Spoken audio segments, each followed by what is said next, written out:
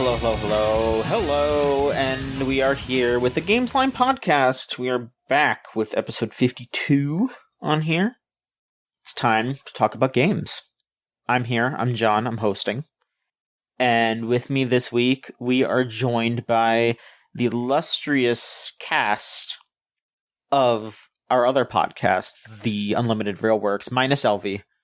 Because LV doesn't want to talk to us about video games. She thinks that our video game opinions are trite compared to our anime opinions. She puts up with our anime opinions, I guess. You know, that's what she chooses to do. Rose, you're here. Hi, I'm here. I always think it's funny, LV also plays, like, arguably the games that are the most, like, hidden and obscure whenever she's talking about them, and I'm like, oh man, it would be good if she talked about them on a podcast, even. We gotta bug her about it, I guess. We'll see how it goes. And then, of course, we do have Maverick as well. Hey, what's up? Yeah. Video games? I heard of a video game once. Which one? Fuck. Shit. You got it. It's in there somewhere. Super Luigi? Yeah, you knew Super Luigi U for the Wii U. Yeah, you got it. There you go. Yeah, for the PlayStation U. Yep, that's right. Mm-hmm. Good enough. That's, you know what? That's the amount of knowledge that you need to be on the Gamesline Podcast. Yes. Folks, real quick, the top of the hour here. I am going to let you all know, if you're listening to this, we are actually accepting applications for new contributors. Writers, editors, podcasters, video makers, streamers, etc., etc. If you want to join a group of like-minded individuals who love to game, but you would also like to support and be supported to make your writing better and our writing better, or videos, or etc., etc., just email me. It is at john@gamesline.net. Send some samples of what you do, writing or audio or video, etc. I haven't really decided on when I'm going to cut it off, but it'll probably be like another week or two. I'll give it until the end of May. Yeah, we'll cut it off June 1st. That sounds good. June 1st, we'll cut it off there. And then we'll try to figure out who's gonna be joining us on new stuff. I've already talked to some people, and that's been pretty fun. But I don't wanna limit it yet. So haven't made any decisions concrete yet.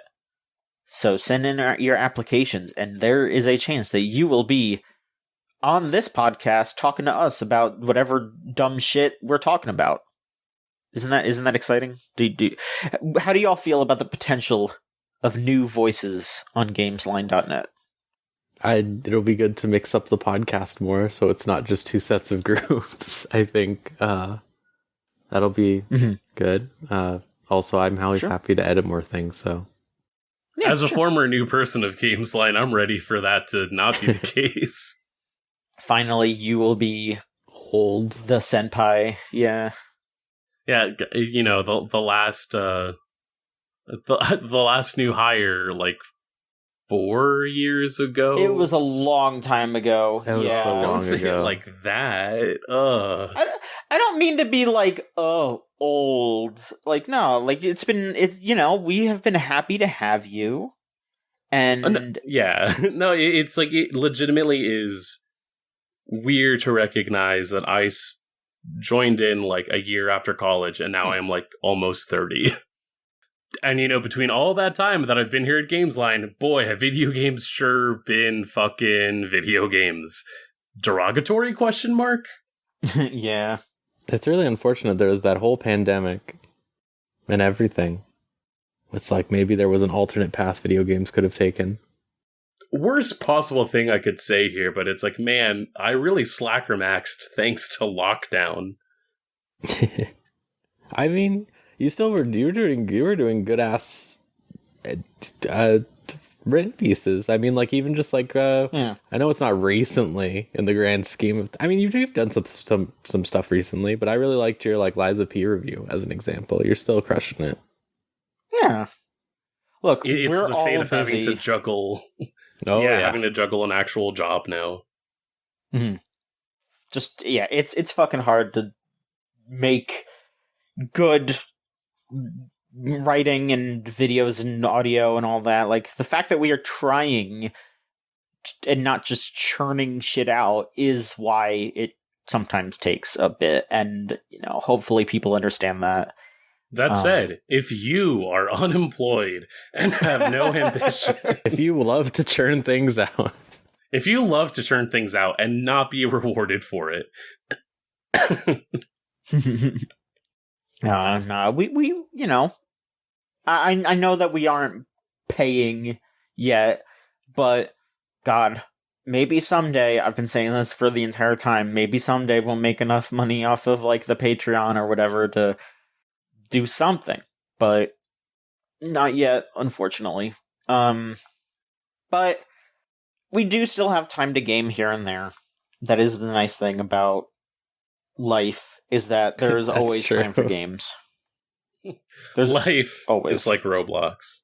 Oh, yeah, always exploiting you. Yep. Square people. Yeah, they're square people. You can walk up to things and then they change your outfit. Oh, that's Sorry, I was making the villager noise because I can admit that I've seen the fucking Minecraft movie twice now.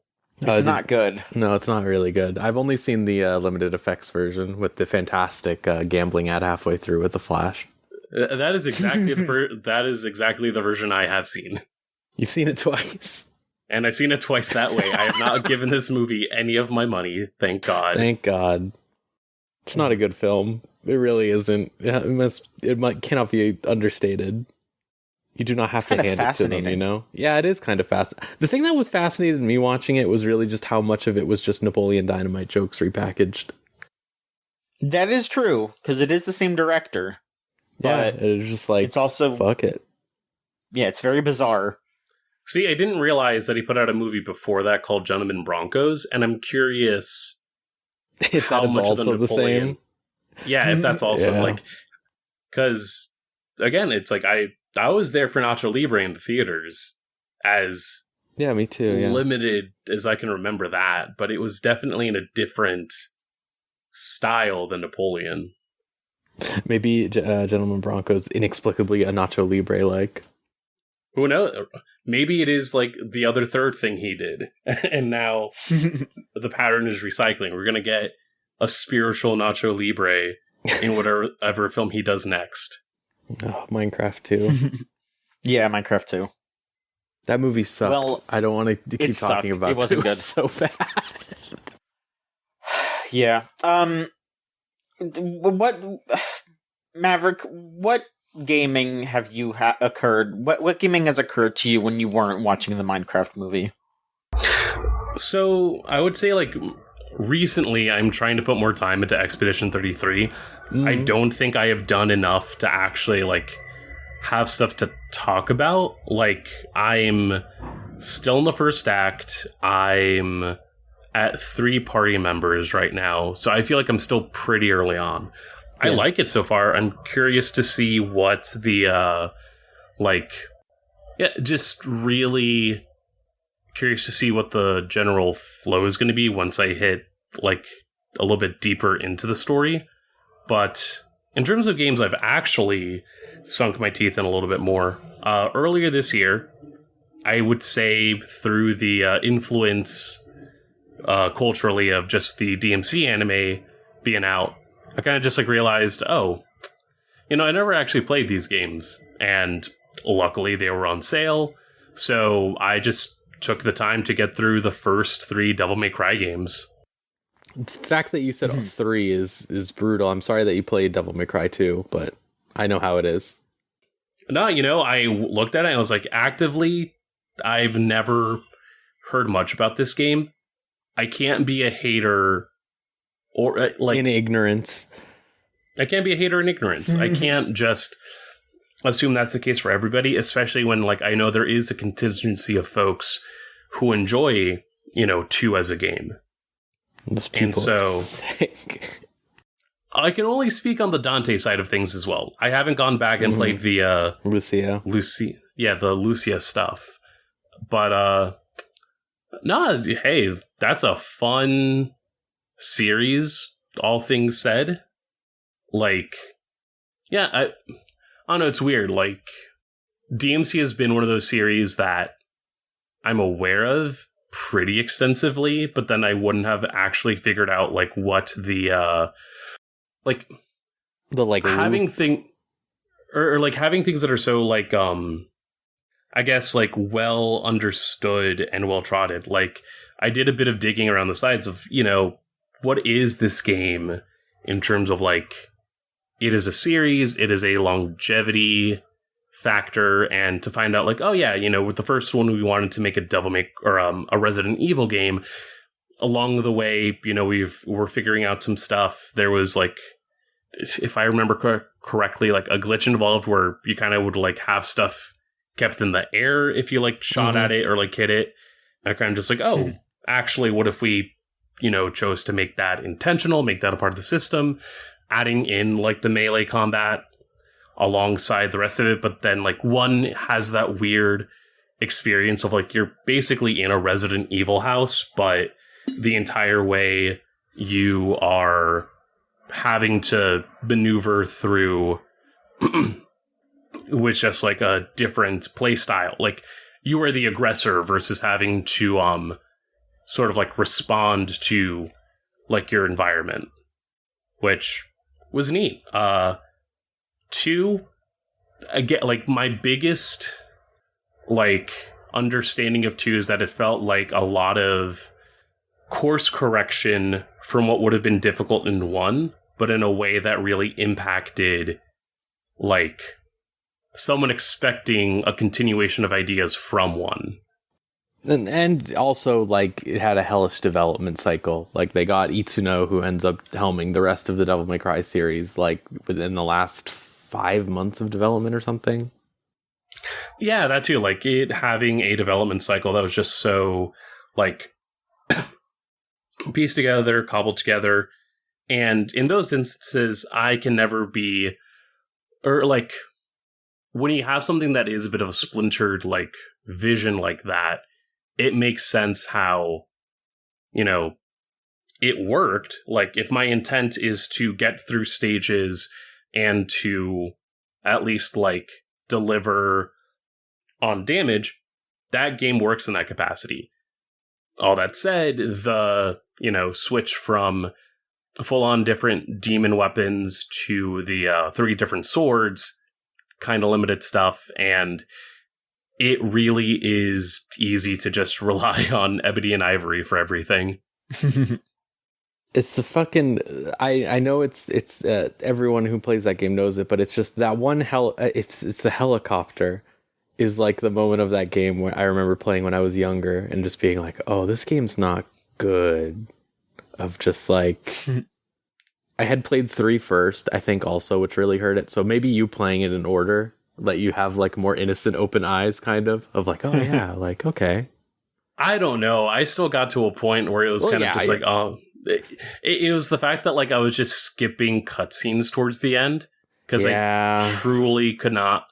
That villain guy seemed cool. He was, like, teleporting. He had, like, a glass of wine. Like, there was some sauce there, but I really just stopped caring. And that's tough.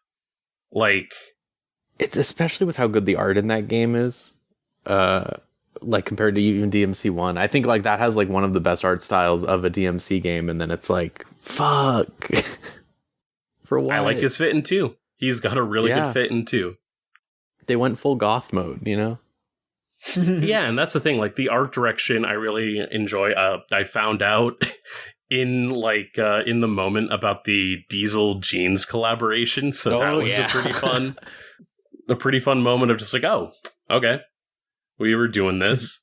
But yeah, the helicopter was whatever. The part where you had to find the fucking 3 orbs to unlock like the demon heart or whatever. Oh, yeah. Yeah.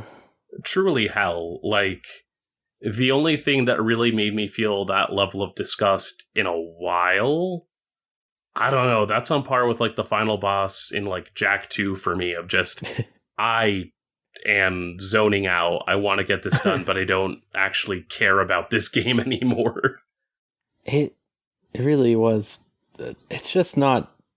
So you're lucky you didn't play Lucia, because it's a lot more of that specifically. And it's just like, man, it's a miracle we got DMC3. But also they were pumping out games every year back then, so. Yeah, I will say that, like, all things considered, I appreciated that each of these games were like 8 hours. Yeah. Like, well, it's like that replayability focus, right? That I feel like is kind of gone from the current era of video games and action games specifically. Like they want you to just go back in. Yeah, and I'm glad that I was able to at least like check out enough of it, and before I started to feel fatigued, even with 2, what did like keep me going, at least for that side, was like, oh, I'm at the end, or like I'm almost to the end, so I can just wrap this up and then get over to 3. And 3 was a lot of fun. I would say my biggest take is that I prefer Ifrit over Beowulf for the hand-to-hand demon weapon, but I think a lot of people feel that way. It's just better. Like, if they had made Ifrit more of like a grapple mechanic, maybe, or just like, I don't know, it's not bad, but it's just a different feel for sure. But not like it's tongue-in-cheek, but then still being like very earnest in its like vision. I think it really like takes whatever momentum you could still garner from 2 and just runs with it in a way that, the next game being like a whole console jump, I think it helped to at least provide enough like momentum to get to that point. And as of now, I have also played the first half of DMC4, and if we want to talk about like gameplay styles that click, oh my god, yeah. I am such a I feel foolish for letting myself not like experience Nero as a character sooner, especially for how much I enjoy stuff like Bayonetta. Like, the rest of the Platinum games library that I enjoy, in hindsight, so much of it derives from having like Nero as a template for that in a way. You haven't played 5 yet, huh? Either. Nope. If this is your first, right? Oh, you're going to be so happy. You're going to be so happy. Yeah. As I allude in that case, I still have to get through the Dante side, but as I am understanding, DMC4 is a case where the characters were there, the, best, like, summation of the concept was there, the level design, yeah, maybe is where there is a lack.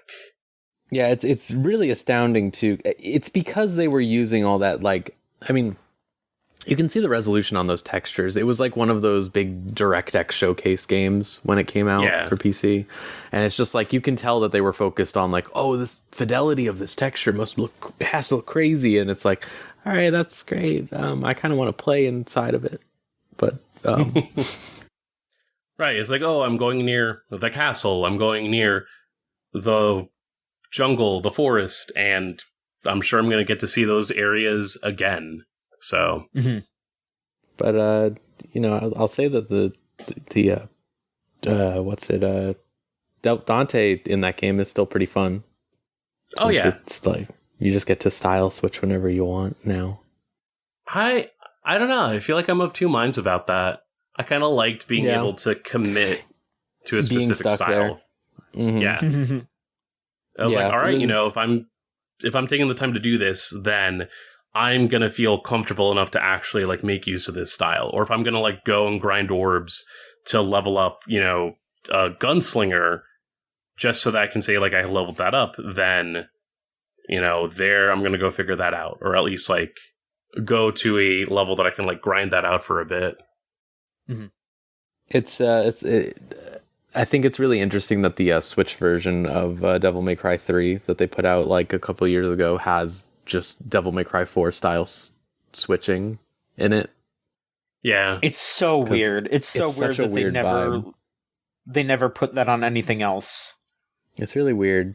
But also it's like, maybe it's good that they, I don't know. Because I am kind of with you, Maverick, of like, I do like the, being locked in. And also like, there's a level of intimidation, right? Of like, I should be using everything. Yeah, and it's like, no, you know what? I'm going to do Trickster. I'm going to do like Royal Guard because I'm a sicko for a good parry mechanic. And maybe I'll use Swordmaster, but that is kind of dependent on like what particular like special moves I want, or Gunslinger. Again, in 3 and 4, that is much more of a flourish for me than like actively needing firepower. Mm-hmm. Yeah, but overall, yeah, just it's been fun to sort of like have the short note of like 20 years of like a video game in the span of a couple weekends.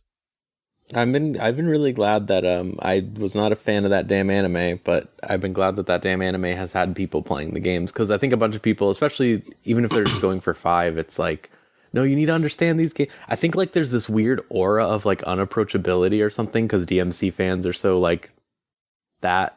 I don't even know how to put it. Mm-hmm.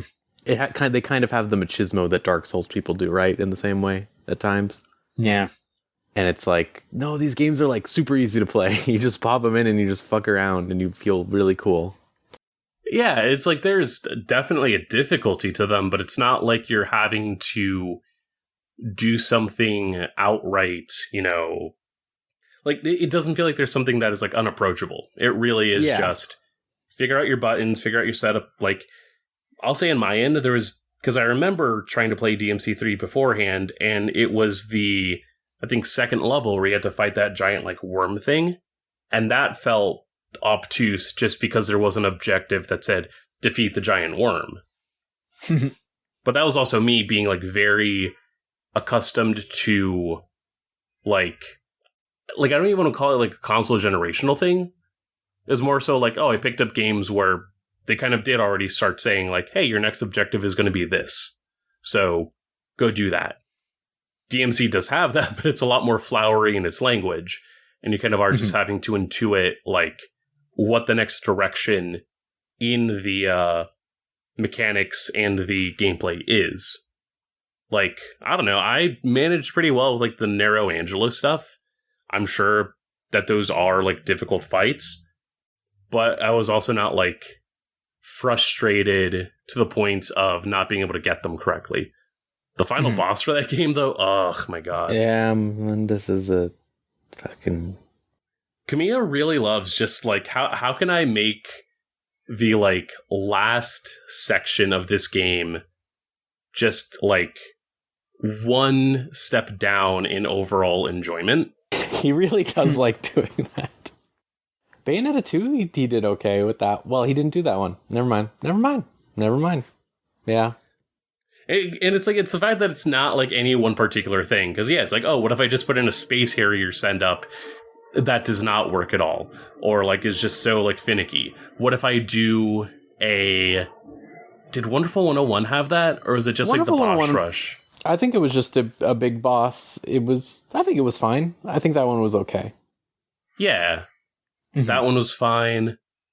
But, like, Akami... Akami bosses are very hit or miss. I'm trying to even remember the last boss of Okami. Very basic, if I remember. It was the big orb. Yeah, it was the big orb. Yeah, so then they had all the instant orb? death. Yeah, I remember now. Okay. That was fine, I guess. Because that was accumulation. Maybe he realized just accumulation at that point. Because Resident Evil 2 had a boss. But yeah, Mundus is pretty bad. Devil May Cry 3 solves that so much better by, what do you want to end Devil May Cry 3 with? A Virgil fight. Well, here you fucking go, I mean, that, like, narratively at least, that works. Yeah. But overall, yeah, it's been fun to, like, dig into that, especially because right now, I don't know, there's no real big games I'm like, apart from Clear Obscure, I cannot think about any other games that are coming out in the near future that I'm, like, aching to get into. Sure. Rose, how about yourself? What have you been up to lately? Did I cut out? Are you talking to me? Yes, Rose. Okay. How are you? What's new? What have you got cooking? I've done a bunch of things. Since Maverick keeps mentioning it, I'll just say I've been playing a lot of Expedition 33 Clair Obscur. I think that game is tremendous. I think it's very good. I am. So Maverick was correct. He's very early on. I am in, I would say, a good ways into Act 2 of Expedition, and they just keep adding mechanics. They keep adding good mechanics, like different types of active time things in battle, and mechanics. Every party member has a new mechanic, which I've really been enjoying. I'm not going to go into story spoilers, but I'll say this: the fifth party member you get has a Devil May Cry style gauge. Fucking A. And you fill it up from parrying and dodging perfectly and doing damage. Really satisfying stuff, because you can basically just buff him so he's doing a bunch of gun and melee attacks, like Devil May Cry, and then just like rocketing up to S rank and then just doing a bunch of fucked up stuff. Really good stuff. I just got a blue mage party member, meaning that they just get moves that let them do the moves that all enemies are doing, which, if you see some of obviously this is an active game, so the way that it really mixes up how I think the way it feels unique is that the enemies in this game are obviously doing long drawn out strings at times, where they're doing like, hey, parry this, dodge this, parry this, type stuff. So they'll do like a 6-hit combo on you or something. And this party member, because they're doing the moves, just does like 6-hit combos. That's pretty cool. And I really like that. I think this is one of the more thoughtful turn-based games I've played. It generally, it's like they almost have the build crafting of like an action RPG like Diablo or something like that. In some senses, not like loot based, because there's not really loot in this game, which thank fucking God. But with like the moves and passives that you get to put on them. And I really like that. So like, for an example, like I said, the Devil May Cry character, I buffed them so that their just standard attack button, not even a skill, just their normal attack button, now like applies like 3 debuffs that they blow up, lets them act again, fills up their gun so that I can use a skill that gets more damage depending on how many times you shot them with the gun. Jeez. And then like has extra hits added onto it, because I just leveled up these passives you can equip, these Pictos thing. Basically, there's a system where you get Pictos, which are like passives you can equip, and then when you use them in a certain amount of battles, they become permanent passives that you can equip for like you have X amount of skill points, you can equip them at any given time. Right. And I've really liked that system, because it just means like if I unlock a new move for a character, I get to go look at my passives and be like, oh, wait a minute, I can actually synergize this with this or that or whatever. It's really fun. I think it's solving the issue I have with a lot of turn-based games, where it's like, if you're not doing a job system, a lot of turn-based games are pretty rote, of like, hey, this character works this way, and you're kind of just going to press the same buttons the whole game. Right. And I think this really solves it, because you're constantly getting, there's a skill tree, so you have to wait over time to get access to new skills. And when you get those skills, eventually later, like, it will recontextualize, how you look at your other skills you have and stuff like that. So you're like building out loadouts and stuff like that. Right. It helps that it's like not like a Final Fantasy game where you kind of just get skills added to a cumulative skill list. You can only equip 6 at any given time, so you really are like building a build, and I like that. Like SMT. Sure. And then story-wise, I wish there was slightly more writing, but it's very charming and very down to earth with a lot of its stuff, even though it's a very surrealist game. And the music is absolutely phenomenal. I cannot believe how much music is in that game. It is crazy. I think if you needed any like confirmation that these people understand JRPGs, it's that they went all out on the soundtrack. Yes. And I'm sure you saw the story of how they found the just posting on forums about for the SoundCloud and stuff like that. That's like great. I love it. They did a lot of the same things for the developers too. Apparently, they were just the writer was a voice actress who applied and stuff like that. It's really impressive. Very cool. I think it's like one of those games that you really play and you're like, God, this has so much heart. This has like so much soul put into it, especially as you keep going. And it's like, I don't know. It's just like, obviously I'm not like, I'm kind of annoyed by like people who are like, oh, finally a good JRPG. But I love that this game is instead like, man, here's all the things I love about fucking JRPGs. Check it out. Right. Like a world map. That's beautiful. Oh yeah, like figuring out that there is a whole world map aspect. I'm like, oh shit. Like get like the stupid Final Fantasy VII ass like ways of interacting with the world. Like you get the ability to swim in the ocean and fly and shit. It's like, oh my god, I'm excited to play more of it. It's really good. I was like, I was enjoying it the whole time, but once I got to Act 2, I've really just continually been like more and more like, hell yeah, let's go. The only bad part. And I'm using bad in a very over-exaggerated tone, but they do force you to play only up at one point. And I thought that was pretty evil. Oh, that's crazy. They have these like little mini games you can do to get swimsuits for the characters, and I don't really care about the swimsuits, even though the one I just got was really funny. Because they're like French, they're like old 1920s French swimsuits. Oh, that's fun. So they're like the striped, everything. Yeah. I appreciate them leaning into just like the themes, especially with the more like silly stuff. Did you fight that mime? I thought, I went back to the mimes because there's a whole set of like mime like automatons, I guess, but those are effectively how you unlock like special costumes and stuff for each of the characters.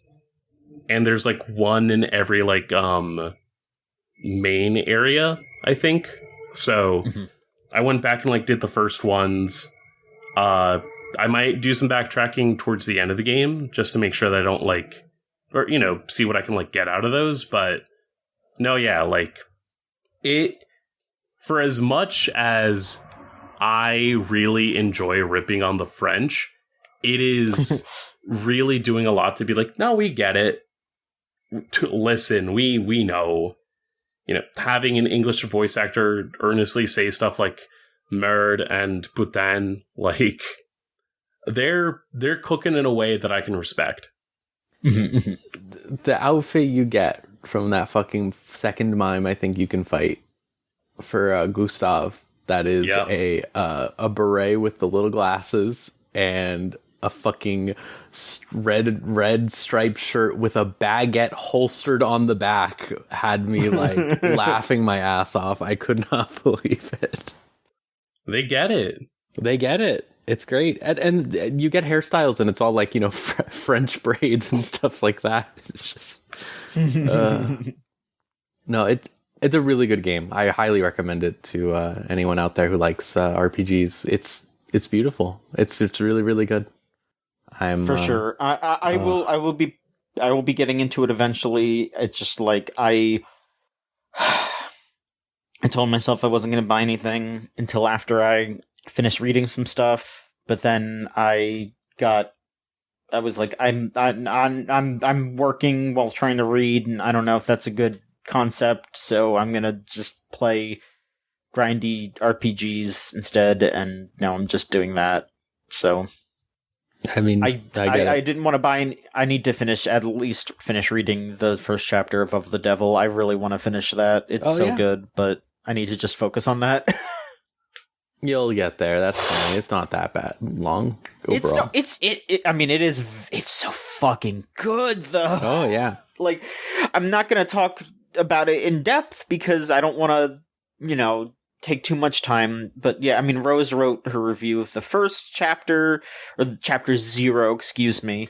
And now the first chapter is out, and it's so fucking good. And if you even like Ace Attorney or Danganronpa or anything like that, even a little bit, you need to hop on Of the Devil, because you will eat that shit up. It is so fucking good. It's so good. They're writing with their entire brain. They sure are. The thing I really like is how it, I've probably said this on this podcast before, sorry, but it's just like, it's another example, just like Expedition, where it's like, hey, like, these people really like these specific things, and they are making their own thing that is unique and its own thing, but also, like, just showing how much they love those other things. Yeah. Turns out being honest about your inspirations is a good thing. Absolutely. Like, honest about it without just completely leaning on it. Yeah. Like lean on it a little bit, Like compared to, like, a Stellar Blade, right? Like, where it's just like, come on now.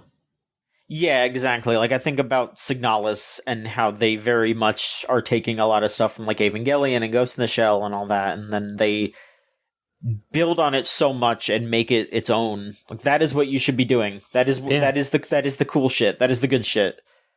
But the 2 grindy RPGs that I've been playing, yes, I've been fucking around still with Xenoblade X. I should probably just mainline the story now, because I'm like level 60 or something, and I'm on like chapter. I think I finished chapter 11. How many chapters? There's like 13 or 14. Right? I think there's 13 in the base game, and now they have a new one. Okay, so I could probably mainline it and be done soon, but I just keep doing all the side quests. Game, it's just exploring and running around. Yeah, exactly. I love the fact that no matter what I do, I get a new mission and they tell me to go somewhere, and it is a completely new area, like, pretty much every time, which is fucking crazy. And none of it is, like, very boring open world stuff like most games are. It's just, it can be very basic. It's just, oh, hey, here's a cave, but it's neat that they figure out new plot points in these areas, and there's new enemies to fight and new items to find. So it's not just, we made a mountain. It's like, yeah, we made a mountain, and then we added a bunch of cool places to go inside the mountain, on the sides of it, and underneath it. Yeah. That I can respect a lot. And then I remembered, I've been getting into Digimon stuff again recently, because I got back into the TCG because of that showcase that they did a couple months ago. And I was originally just going to watch it for the new game, but then I ended up being like, oh man, you know what? I liked the trading card game. I'm going to get back into that. And then I did. But I'm playing through Cyber Sleuth because I never finished that, and I do want to play Time Stranger when that drops. So I felt like I should at least finish Cyber Sleuth. And I'm grinding on that because I found out there's a really stupid stat in that game. Because the game wants you to digivolve and de-digivolve. So it'll be like, you have an Agumon. You can evolve it into Greymon. And then you could just evolve that into Metal Greymon or like something else, or you could put it back to Agumon, or you could de-digivolve it to something else that could have also turned into Greymon. And then you could just kind of mix and match the lines, which is neat.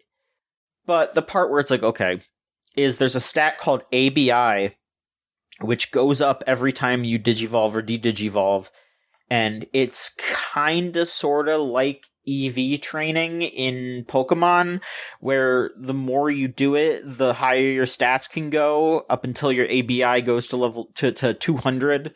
Mm-hmm. And so they want you to like digivolve and then go all the way back to a baby, and then do it again, and just keep doing that over and over, like basically just hit like champion or ultimate, go all the way back to a baby, all the way back. Like, you just do that over and over, and you have to hit, like, level 20, or else it doesn't give you that many ABI points when you do it. So you just keep having to, you know, and also each individual stage has its own level. So, like, Agumon can't turn into Greymon until he's, like, level 20 or, like, level 16 or something. But then when you turn into Greymon, he's level 1. And then you have to get to, like, level 35 to turn into Metal Greymon. So you're just leveling all that shit up again. So you're just... It's this fucking crazy-ass loop.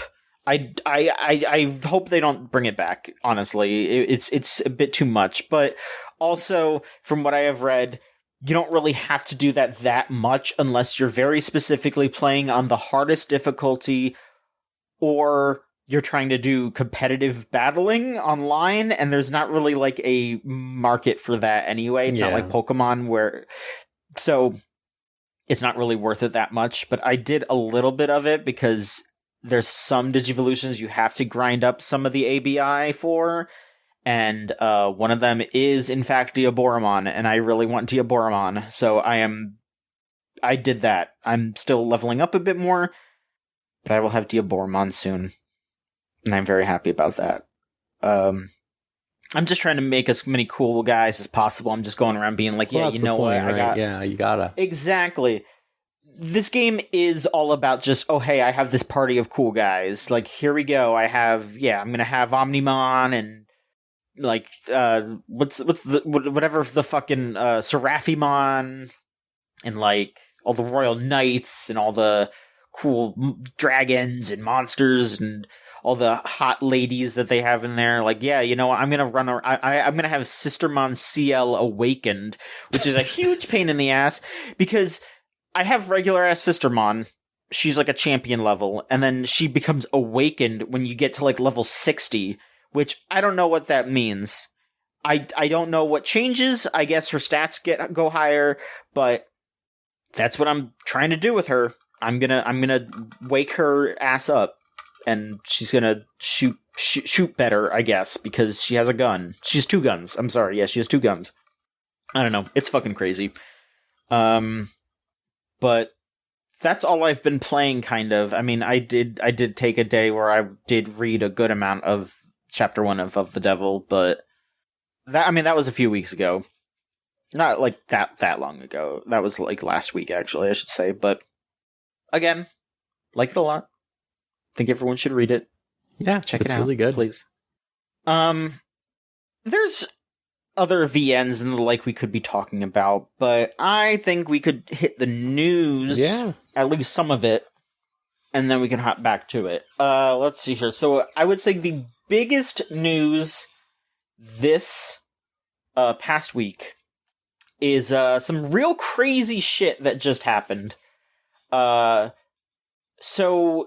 the new Marathon game, a lot of people have been very mixed about it, since it is an extraction shooter when that original game was a story FPS, and it had a very specific look. And this one also had a very specific look, and people pretty quickly found out why. This week, the artist Fern Hook, also known as Anti-Real, spelt with numbers, just straight up came out and said, hey, yeah, Bungie based their entire art style for Marathon off of my art, and also very explicitly took assets from me. Like, there were some instances where it was like, yeah, this is just very similar, and, you know, of course, it's very obvious that they have a case for, you know, for plagiarizing. But the one thing that was extremely funny was Anti-Real just posting randomly, like years ago, saying, oh, I put loss in one of my textures, you know, like the lost comic, you know, that whole thing. And then a couple months ago, when that beta came out for Marathon, someone ran up and was like, oh, hey, I found Lost randomly on a on a whiteboard. That's so funny. Bungie's so funny. And then everyone was like, all of a sudden, very much like, oh no, that's why it's there. It's because they just ripped these textures and didn't edit them at all. So Bungie straight up, well, I don't even know if I could say straight up. Bungie admitted that they did use these textures, but then said, oh, this was because of someone who doesn't work here anymore did it. So that makes fucking insane. Okay. The craziest thing to me is just that it's literally like the third time this has happened. If you don't, not even including the whole Red War thing, they're in court over still. Mm-hmm. Like, this is just what happens when you have contractors. Straight up, when you have contractors and no management that gives a shit about like checking on anything or doing anything. It's like, why would a contractor want to put in the work when they know that they're just expendable, right? Why would they like actually try to meet these deadlines when they're so fucking stupid? And they for that amount of money, they could have just hired Anti-Real to do the art for them. Right. They could have just hired them. That's the crazy thing. And Anti-Real talking about how like it's like I can't get any jobs in the fucking industry, but then everyone loves my fucking art for all this stuff. It's like yeah. Bungie has claimed that they want to, quote, do right by her, but they haven't said what that means. And they did a live stream. I don't know if you saw. Which was fucking insane. Yeah, they did a stream to... I don't even... Was it specifically to address this, or did... Because I'm pretty sure it was pre-scheduled, but they changed it to discuss it more. Yeah, because the entire chat was just people being like, fuck you, plagiarizers, which, you know, good on them for that. But then they've been saying now that, or there's been some talk, like I think like Jason Schreier posted something about how morale is fucking obliterated at Bungie, and there's a good chance that they might have to basically like throw out pretty much everything that they have for the game because the entire art style is just stolen. So they're probably going to have to remake a ton of the assets and everything. Like, there is a non-zero chance that this game just gets canceled because of this. Like, just straight up. It's fucking crazy. It's fucking crazy. Like, I can't think of a major game that has had plagiarism like this much. I'm trying to think. Like, ever, almost. I can't think of anything. Yeah, like, just on the AAA scale, right? Specifically. Yeah. Like, there's probably plenty of whatever, but yeah, I wonder. I mean, you know, like, we talk about Pow World and all that, but, like, they fucking changed more than Bungie did. It's like, you don't gotta hand it to Pal World here, but they actually did more than Bungie did. What's going on? Fucking crazy. I don't understand how something like that could happen, but, I mean, other than just complete and total lack of caring about anything going on. Real shame. Real shame. I mean, I'm not like... you know, I'm not invested in this new marathon game, but it's just like, man, Bungie, how you have fallen. Now they truly were one of the greats, and now it's just like, nah, not at all. I have done a little bit of research onto plagiarism, and here are the two examples I can find that both are very funny to me. Okay. The first one is that they released a Westworld game on phones a few years ago when Westworld was big. Oh, yeah! And that was just stolen Fallout Shelter stuff. Yeah! Oh, I completely forgot about that. Oh my god, that's so funny. Yeah. The other one is that the Two Human situation, where they just stole the Unreal Engine code to make their own proprietary engine. Right. And then they had to destroy every copy of Two Human. Yeah. Just still... Both very funny. Yeah. And yeah, Bungie, congratulations. I would say that you are in... You've joined the ranks of Two Human. and the Westworld Fallout Shelter ripoff. Congratulations. I mean, this one's less funny because it is very specifically screwing over a singular artist. Yeah, it's rough. At the very least, hopefully this has brought more attention to her and she can get more work. I would hope, but man, like, yeah, what a shitty reason for that to happen. Very frustrating. This is what happens when you just take the detached corporate approach to everything, right? Instead of trying to actually foster an interest in the arts. It's just... Yeah. We got more stuff about corporate bullshit. SNK's CEO is stepping down. He started out in August of 2021. Kenji Matsubara. He is going to just be in a, quote, advisory role now. People are pointing to the poor sales of City of the Wolves as the reason why. From what I saw on, there was a post on Blue Sky. I can't fully corroborate it, but here, let me pull it up so I can give full proper attribution here from the poster. Scroll.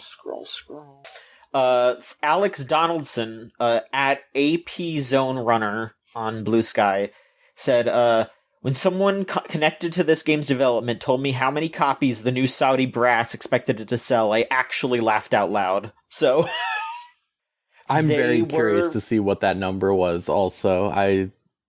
Because they were probably expecting it to be like Street Fighter numbers. Oh, yeah. And that's not possible. It's Fatal Fury. It's... I mean, especially didn't they have to like correct the price in the regions that like after release in the regions that would normally buy a King of Fighters game? Like I think I heard things about like the Brazil price was fucking insane for a while, like almost $200 or something. I don't know about them fixing the price per se, but yeah, like a lot of the Latin American countries that would be eating up a new SNK game, it was prohibitively expensive. And, you know, you have the massive pushback against Ronaldo and it just not being very interesting to a lot of people compared to a lot of SNK's other stuff, you know? Like, people, you know, played, like, the last few KOFs, and, like, those games are good, but they're not knock you on your ass good. I mean, I will say that, like, City of the Wolves as a game for what it is trying to do as sort of, like, you know, being a sequel to Garou, I know people have their own, like, reservations about it. Mm-hmm. I can't really speak on it since I'm about as old as Garou, maybe. But, like, I don't know.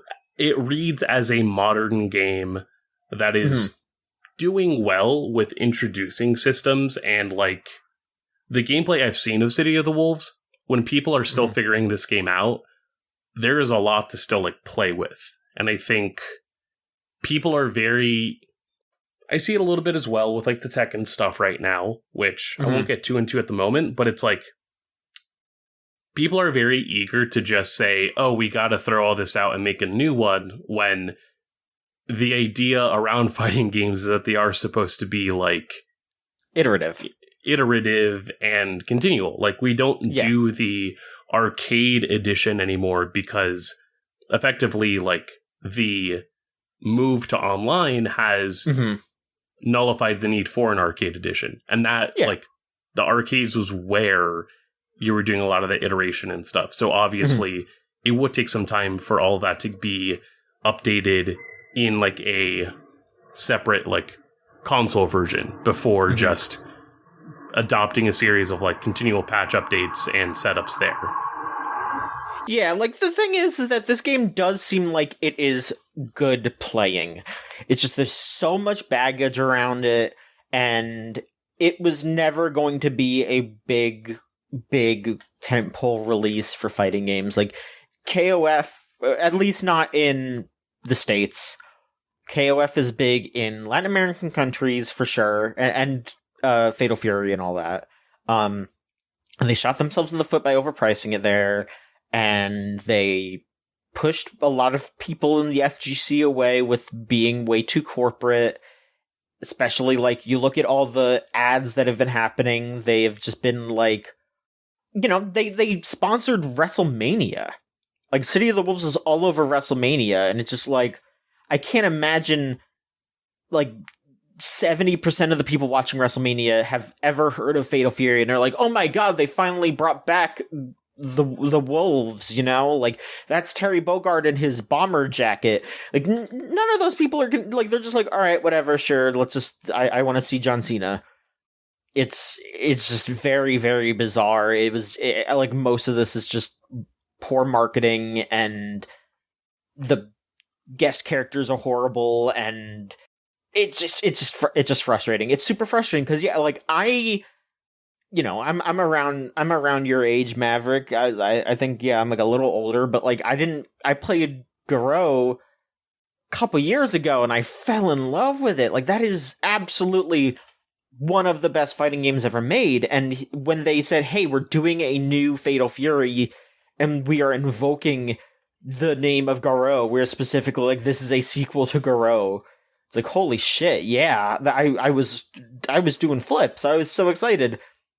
And they completely killed it with, you know, the Ronaldo stuff and all this other shit. It's just, it's a huge shame. And, you know, I absolutely get why people would still go for it and play it. And the game does still look really fun.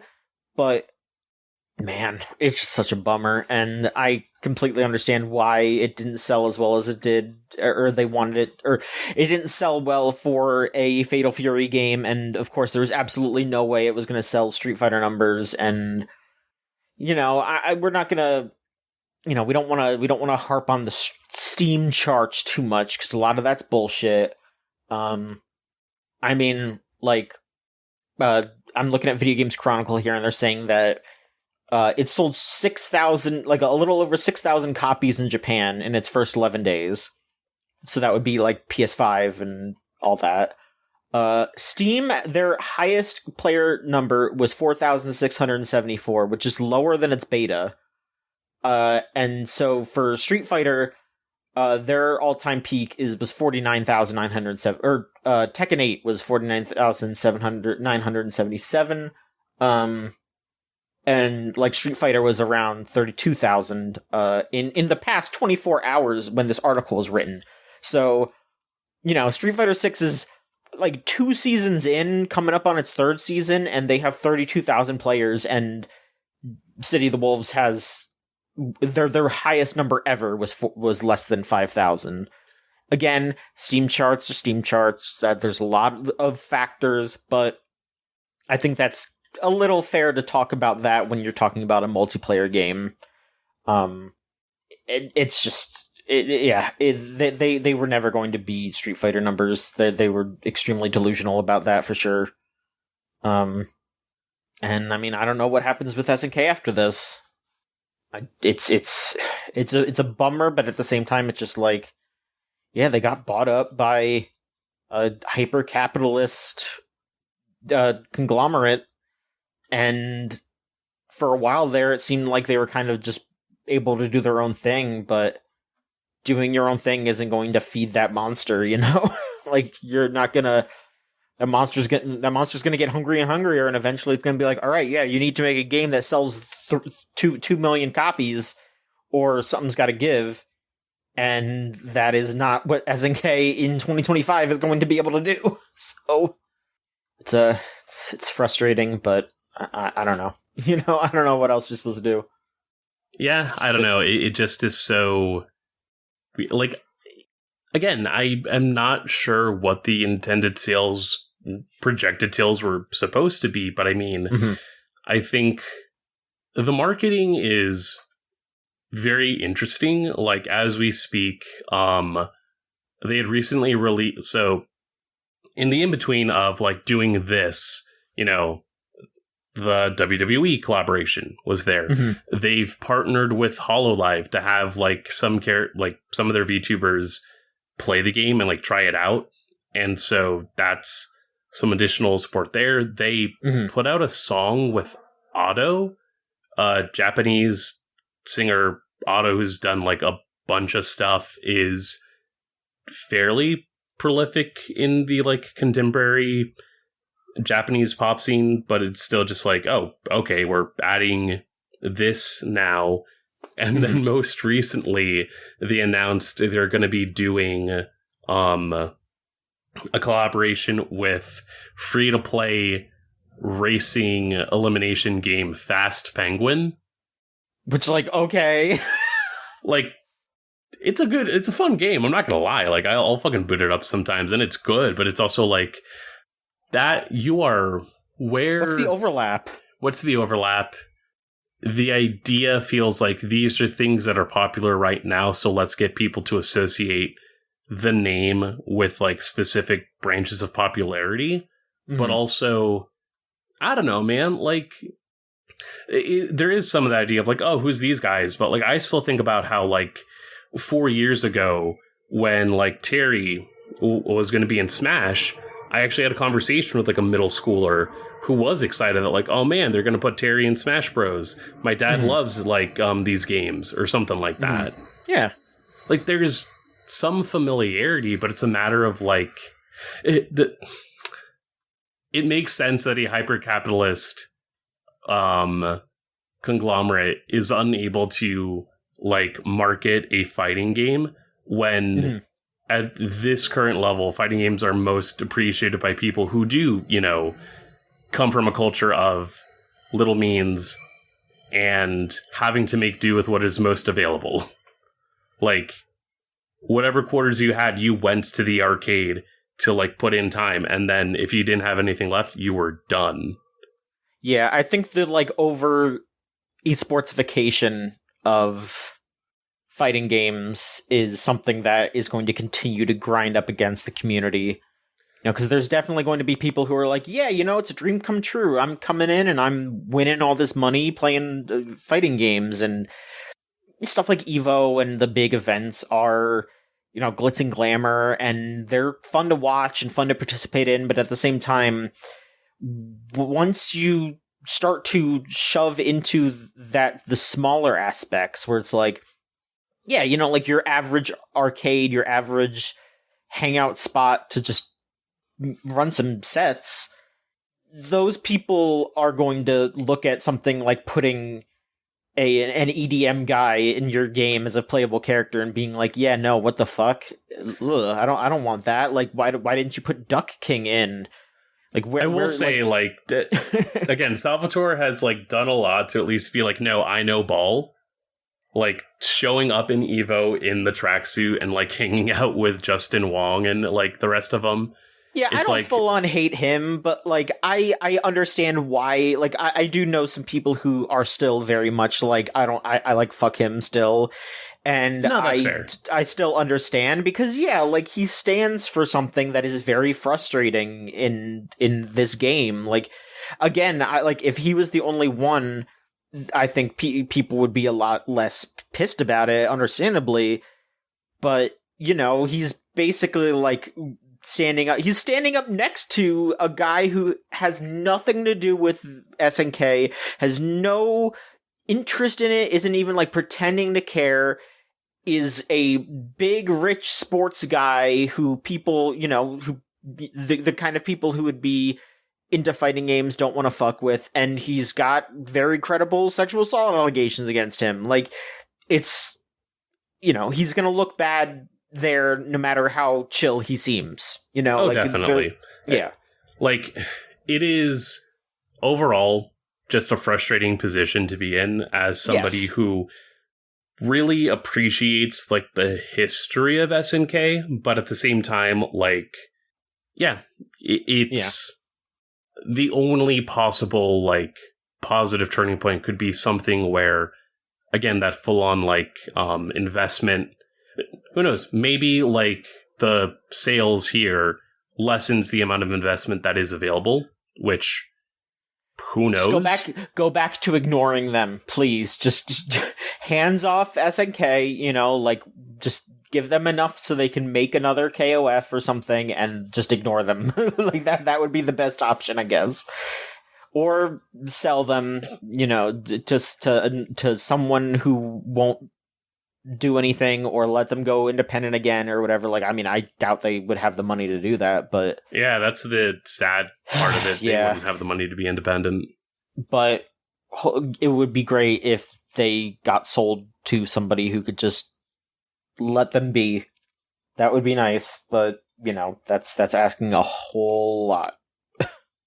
One more fighting game thing here. And this one's a lot less serious. This one's real goofy here. Katsuhiro Harada, the director of the Tekken series, has been on Twitter interacting with fans, as he gets to do. And something that keeps getting brought up is how there should be a Waffle House stage in Tekken.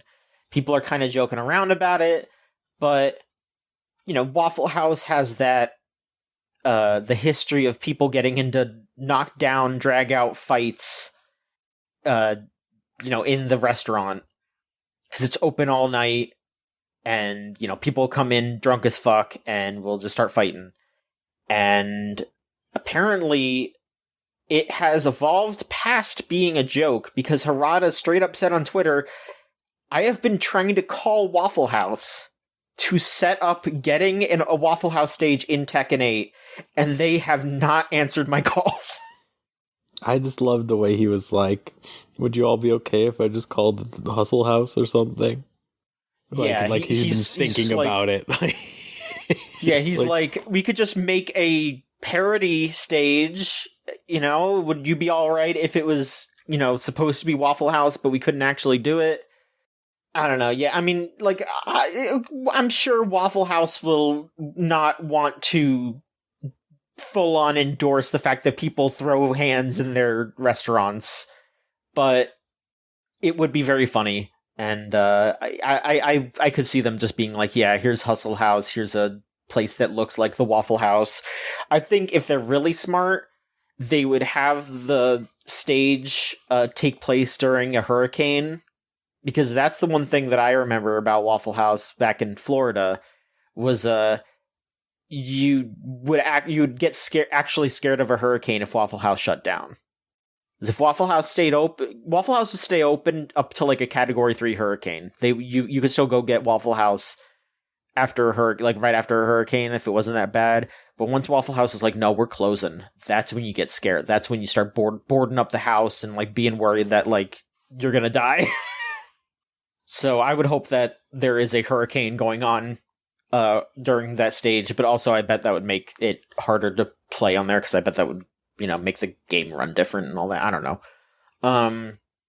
But I do know Tekken 8 has been having some balance issues. I saw that they brought on a different team to balance Season 2, and everyone hated it, and it was really bad. So they brought the balance team from the base game back, I guess, to fix it. I mean, they were like 1 mess. week out. They were like, we're undoing everything. Yeah, or even just like, I don't know if it's full on undoing, but like, I haven't gotten a chance to play since the initial start of Season 2, but the big thing, so for context, I'm still very like a beginner to the setups of Tekken 8. And so even in my own experience, like, I could at least tell that having a good guess on a read allowed for some more open opportunities. And that's sort of one of the big features of Tekken 8, where for a lot of folks, they noticed that, like, the patch was introduced as supposed to be a like focus on defense, which in Season 1, a big point of criticism was that there's a lot of encouragement of defense, but what sort of made Tekken 7 the like good ass Tekken spectator sport in its like final few years was the ability for people to really like focus on defense, be a bit more like more of a tactician, and how to like approach the enemy, or like, when do I sidestep? When do I make use of like the 3D space? And Tekken 8 leaned a bit more into, hey, if you can make that first move, take it and run with it. Season 2 took that as well and said, hey, for anyone that maybe has like an inherent weakness to their moveset, we're going to fix that and provide more support with your character. FDX, someone who has been in the Tekken community for a bit, has really in the last year like pushed into being the like sort of explainer for just like what is going on in the game, so that like in like very layman's terms as well, like very honestly, like everything that was there for the first like season of Tekken 8, he really did a good job of providing context for anybody to sort of like step in and have a blueprint on like how to get better. But for season 2, he basically put it down where, imagine if in Street Fighter, Akuma, famously known for low HP, very specific ways to like get in, get out. What if you raised his HP and then removed some of the like, or added additional stuff to make him like getting in and out easier? That's what has sort of come up with a lot of these characters, where the common refrain is the particular weaknesses that made each character interesting are gone, and that drastically makes the game difficult. Like people at the professional level weren't mad that like, oh, my character like sucks. If anything, it was like, oh, if somebody tries to do this thing that I know is a weakness, I can actually have an answer for that now. But then I don't know what else to like do. I don't know how to tell somebody how to get better against me, because the game has done something where as soon as I can make a correct guess, I just have the rest of the round available. And I think the patch that just came out recently, again, I haven't heard too much news on it yet, but it sounds like it is at least a better course. I think people are receptive of it more, but also, I don't know, like in the last like year, in the release of Tekken 8, you've also just seen like the, in big air quotes, fandom for the game be very hostile in a way that just like is, it makes sense that Michael Murray is at least a little vindictive, if like even in people trying to provide proper like, criticism or critique will get blocked because death threats, even the mention of the word death threat, has to be like put on some sort of auto block thing. I don't know him enough to say like, oh, good or bad or whatever. He's definitely made his own baffles in between, but it's like, dog, this is like video games. You can't be telling people to like do harm in video games. Yeah, it's always something. But yeah, hopefully they figure it out. I do like Tekken. I don't play it, but I do love to watch it, and I would love to watch some more good ass Tekken. It is very funny that like this recent, so in Evo Japan just happened in this last week, they announced Fakum Ram as the next like playable character, and everyone is immediately like, oh fuck. For folks lacking the context, I think like again, FDX would have really succinct quote of just like, Fakum Ram in Tekken 7 was a premonition of the problems we would have to deal with in Tekken 8. And now he's back in a game that, like, is probably really going to lean into what would make Fakum Ram, like, difficult already. Just, again, that aggression and that, like, defense, never heard of her. Just hit and hit to win. For sure. All right, we'll do more news in a bit. Maverick, you want to tell us about another classic PS2 era game that you've been playing? Yeah, alongside that, it's kind of just alongside DMC, I was just on a kick of just, what else did I miss out on? And not have the chance to actually, like, try out before, I could start making my own opinions and shit. And took a bit of just, like, additional mods as well to get comfortable with, but I started up GTA San Andreas. How you feeling about that? It's interesting. And so I don't really have a history with Rockstar games apart from Bully. I think Bully is the only Rockstar game I've played out of my own volition. And honestly, I have a lot of, like, respect. I have a lot of, like, fondness for that game, warts and all, if only for its, like, taking sort of the general atmosphere of what Rockstar Games was and adding in the challenge of, like, this has to be for a bit of a wider audience.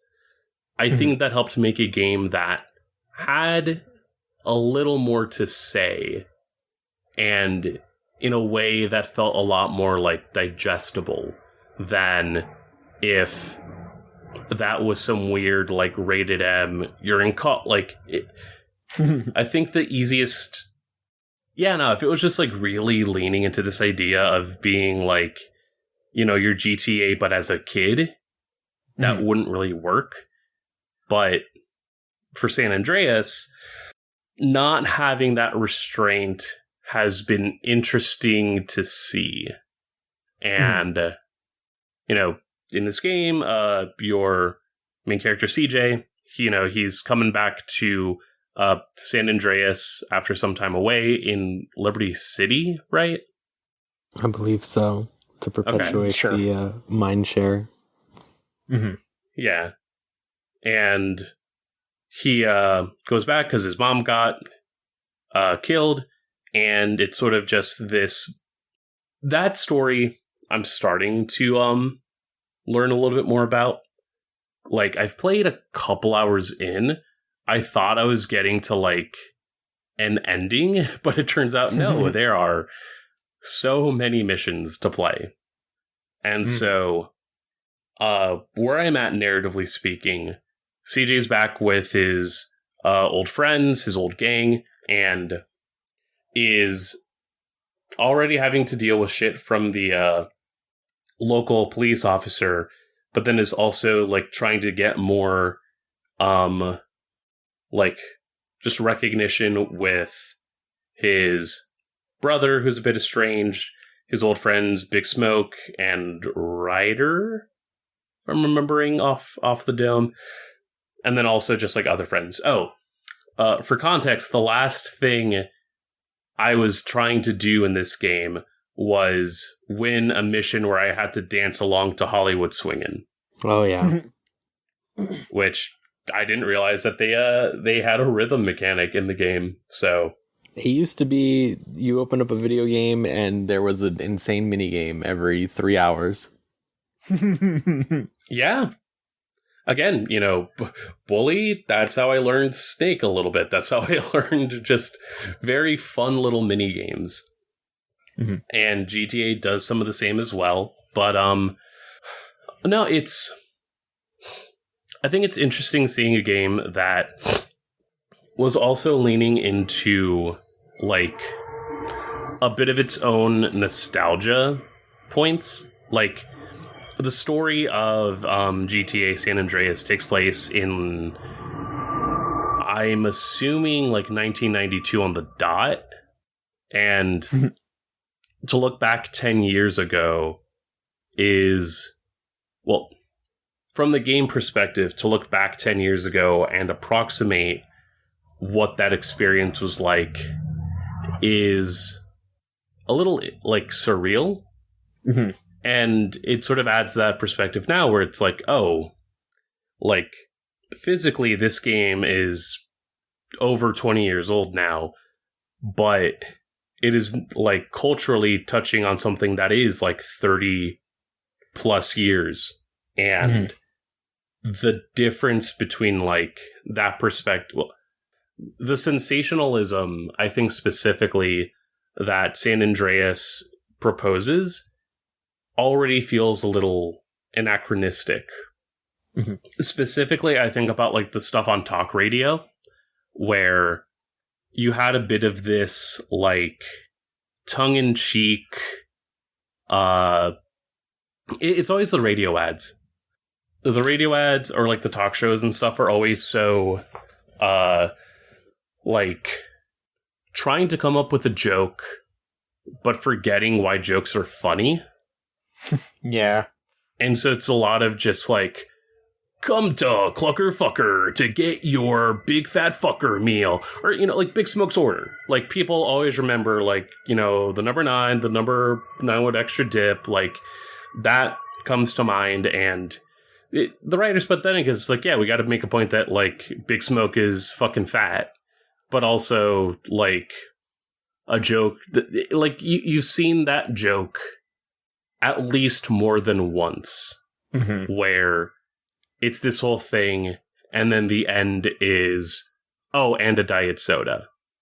And to see that here, you know, still laughed at it, because, like, it is a pretty funny proposition when everyone else is, like, having, like, the character interaction in that moment really just makes it more of, like, this guy's doing this shit again. All right, dude. But then, like, as the rest of the game is going on, you know, Big Smoke being this person who has left, like, the main neighborhood that CJ and others are in. Ryder being this guy who really focuses on just, like, he loves to crack on you for being a buster, but all he does is, like, smoke and not actually do anything. Ryder really loves to just be on CJ's ass about, you know, you're not doing enough, you're not doing anything, and is really just also not doing anything on his own end. And I don't know, there's a story I can tell it wants to, like, provide, especially with the context of we are dealing with Black characters in 1992, both at the, like, two very specific things that come up. The rise of G-Funk in hip-hop, and as, like, hip-hop itself being such a, like, cultural touchstone before it really, like, blasts off with, you know, Tupac, Biggie, and their subsequent deaths. Mm-hmm. But also in 1992, we have the Rodney King riots and the Rodney King trial itself, and just, like, the, you know, a contemporary look at just the, what is it? The flagrancy of police brutality. Mm-hmm. And at least back then, where it's like, you know, oh, if this is how things are going to be, then, like, there is a justified rage to that. People really love to hand-wring about that stuff, but also, like, someone was killed at the hands of law enforcement. That law enforcement should be punished. It's simple as. Mm-hmm. I don't know how this game is going to handle any of that. If it does, right now I'm still doing a bunch of, like, wacky missions in San Andreas, which that too, like, I don't need a game to outwardly provide political commentary. But the thing with Rockstar is it really loves to present itself as contemporary. I played a little bit of GTA 4 as well. Not enough to really, like, make statements of that in its own way, but already sort of seeing, like, the characterization of Niko Bellic as this displaced person in his early 30s trying to figure out an entirely new location, you know, kind of just on the whim of his cousin feeding him a bunch of lies, but still caring about him enough to go and reconnect. It's curious there. But again, you also have the stuff where it's like, welcome to sports radio, where we always talk about the sports and the news. Get ready for the next, like, hours of us chatting about a sports ball. And it's like, I guess you can make that commentary, but are you really doing anything with it? Yeah, it's definitely one of those things where those games are very much, like, heralded as these really smart, really biting commentaries, and there's glimpses of that, but for the most part of, like, the main thrust of the gameplay, most of it is just, like, Man, no, you're not saying anything interesting. You're just being like, pussy, and South that's it. Park. It's like, okay. Yeah. I was gonna say that San Andreas has all the issues that will become their. I mean, like all their games are like this because they're very reactionary people. But like, it's like San Andreas has a lot of the problems, but it's still like the last hurrah of them still being like, we can have fun as a video game. I think before they just go into the GTA 4 serious, in big air quotes, serious mode that they go on. So I have a certain fondness for it, even though I think it still has a lot of the issues I have with everything else. No, for sure. And I think like there's still stuff there that I'm having fun with and that I am like enjoying, but at the same time it's like, man, I really am just here at a crack den beating up other displaced people to death. And the game isn't really doing much to like engage with that. Here I am helping out my like friend who just got out of jail with silencing the person who like might or may not have had sex with him, but because this is like presented as a gay thing, the only option I have is to kill this guy. And it's like, you know, it's not the fact that like, 1992, oh God, are you kidding me? That probably was the state of everything. That probably was where things were at. Well, again, not the state of everything, but like, I would not be surprised to hear that as a like story from the time. Yeah, the pop, yeah. Just with the state of where contemporary feelings around queer culture and like, just it makes sense to me that this would be something to come up, especially just like, I remember growing up, oh my God, are you kidding me? Like the main joke people had about prison was just about like sexual assault and forced like situations around like, like engaging in like sex as sort of like an emasculating thing because of the inherent like need for power in that kind of system. Or like not a need for power, but it's like, like when you're actively being othered by like a nation state because of a crime, the things that are necessary for just keeping yourself sane are a lot more like scarce by design.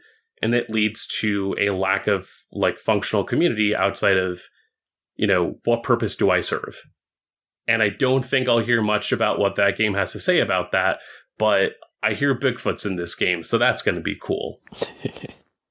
Yep.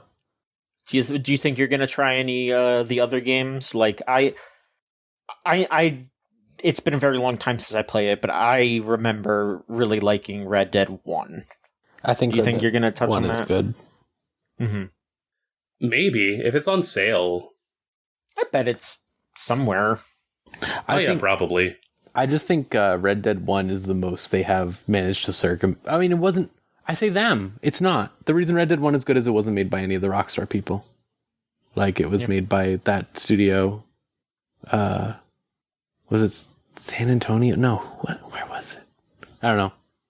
The other Rockstar. Oh, right. Back when there was, like, Rockstar San Antonio? Yeah, or whatever it was, yeah. And then they closed it immediately after Red Dead 1, which is fucking crazy.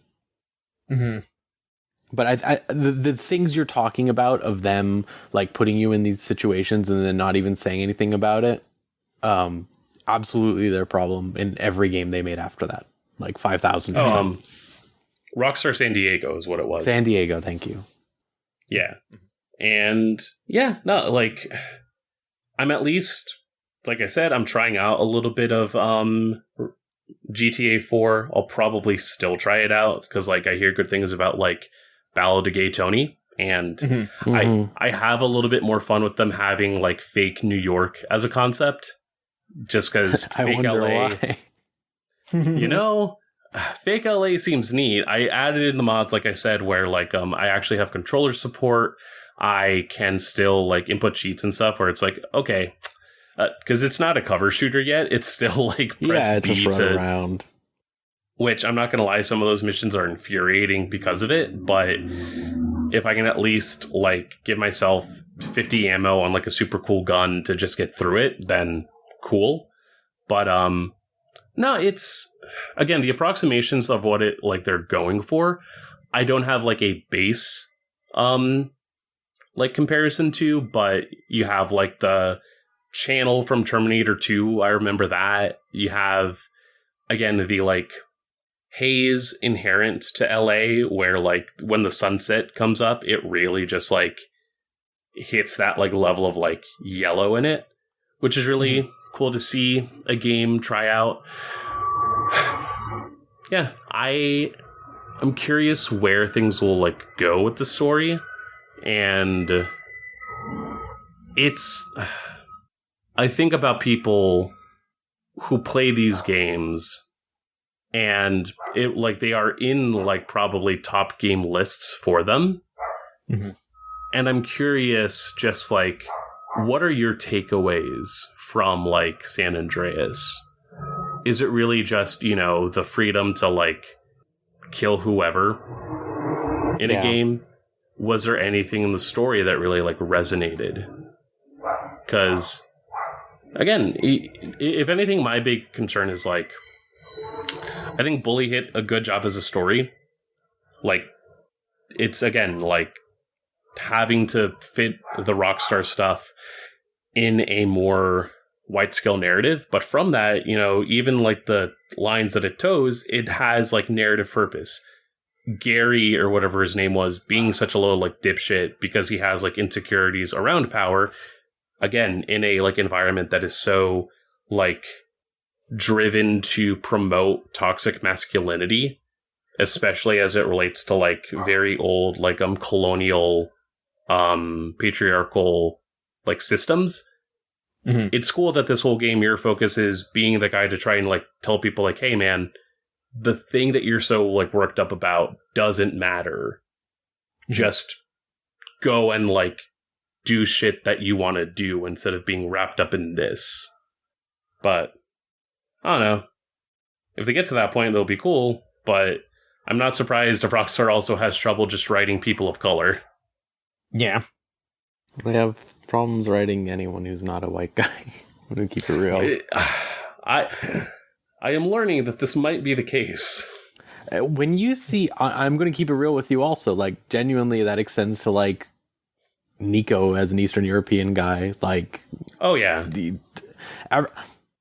I really don't like GTA 4. I'm going to keeping it real with you. I really don't like it. And I think being told for years and years when I was like a kid, like this is the best video game storytelling has to offer. I was like, Jesus, okay, that's pretty sad.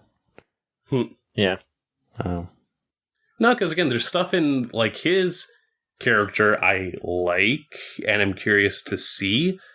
But I'm also not here already sort of like, oh my god, what a, like, profound character. Like, nah, you're gonna... I don't know.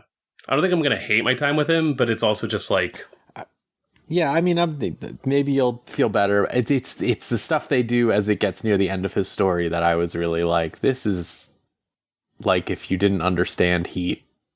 Ooh. Oh, man.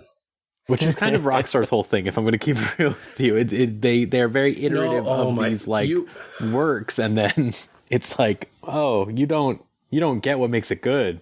Oh. Rockstar as like the guys that don't understand Michael Mann movies actually makes so much sense.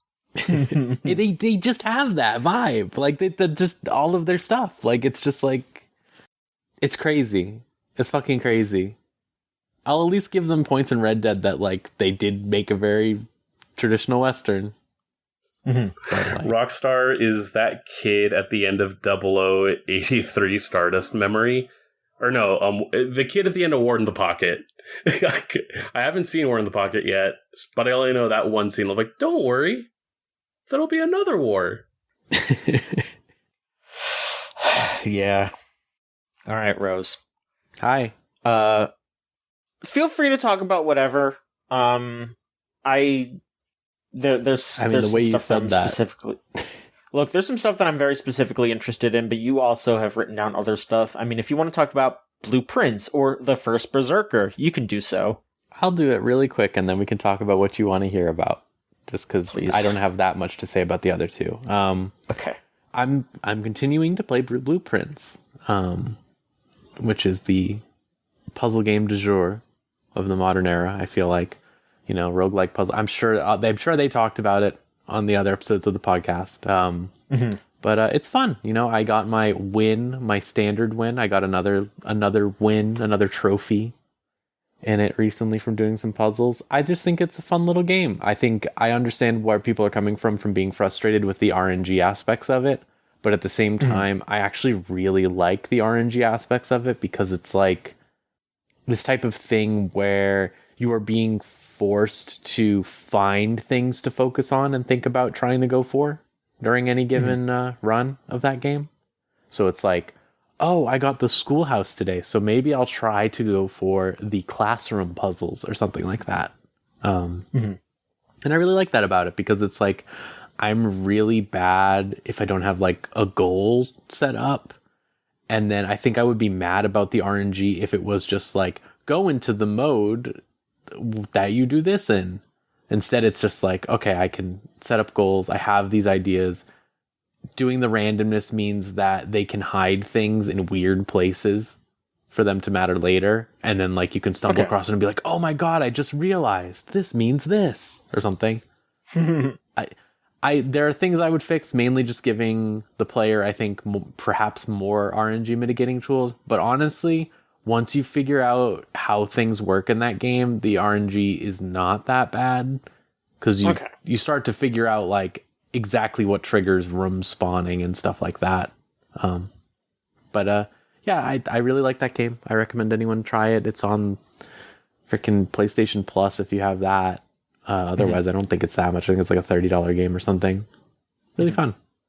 And then Kazan, I'm just saying this I don't think Lorelai's played it, but I'm assuming Lorelai will edit this. Lorelai, you love Nioh so much. You should try that one. I don't think it will have all the things that you like in Nioh, but it is made by people who fucking love Nioh. It is made by people who fucking love Nioh so much. And I think they did a great job with it, combining that with the sensibilities of Sekiro. I don't know a damn thing about Dungeon Fighter, but it was fine. It's just a really well put together game. It's one of those action games where you learn a boss, and then once you learned the boss, you just destroy them every time you fight them. So it's like later stages reusing bosses, you're just like, oh, this isn't even hard anymore. I know exactly what this guy's going to do. In a way that feels really satisfying. Very well designed game. They keep updating it too. I think they just added a boss rush mode right when I finished it. So, well, there you go. Pretty cool. Rush those bosses. Yeah, I mean, well, it's a cool boss rush mode. Honestly, it's like they set up like gear sets and stuff like that you have to do for each boss. So okay, it's that's like cool. I like that. It's like a curated one, not just like, hey, just fight the bosses in order to. I think there's like 3 different modes you can choose from or something. But it seems neat. But yeah, I've also been playing the 100 line Last Defense Academy. Yes, you have. And I will be honest, I'm on day 55 of the prologue because they still have not said the prologue's ended yet.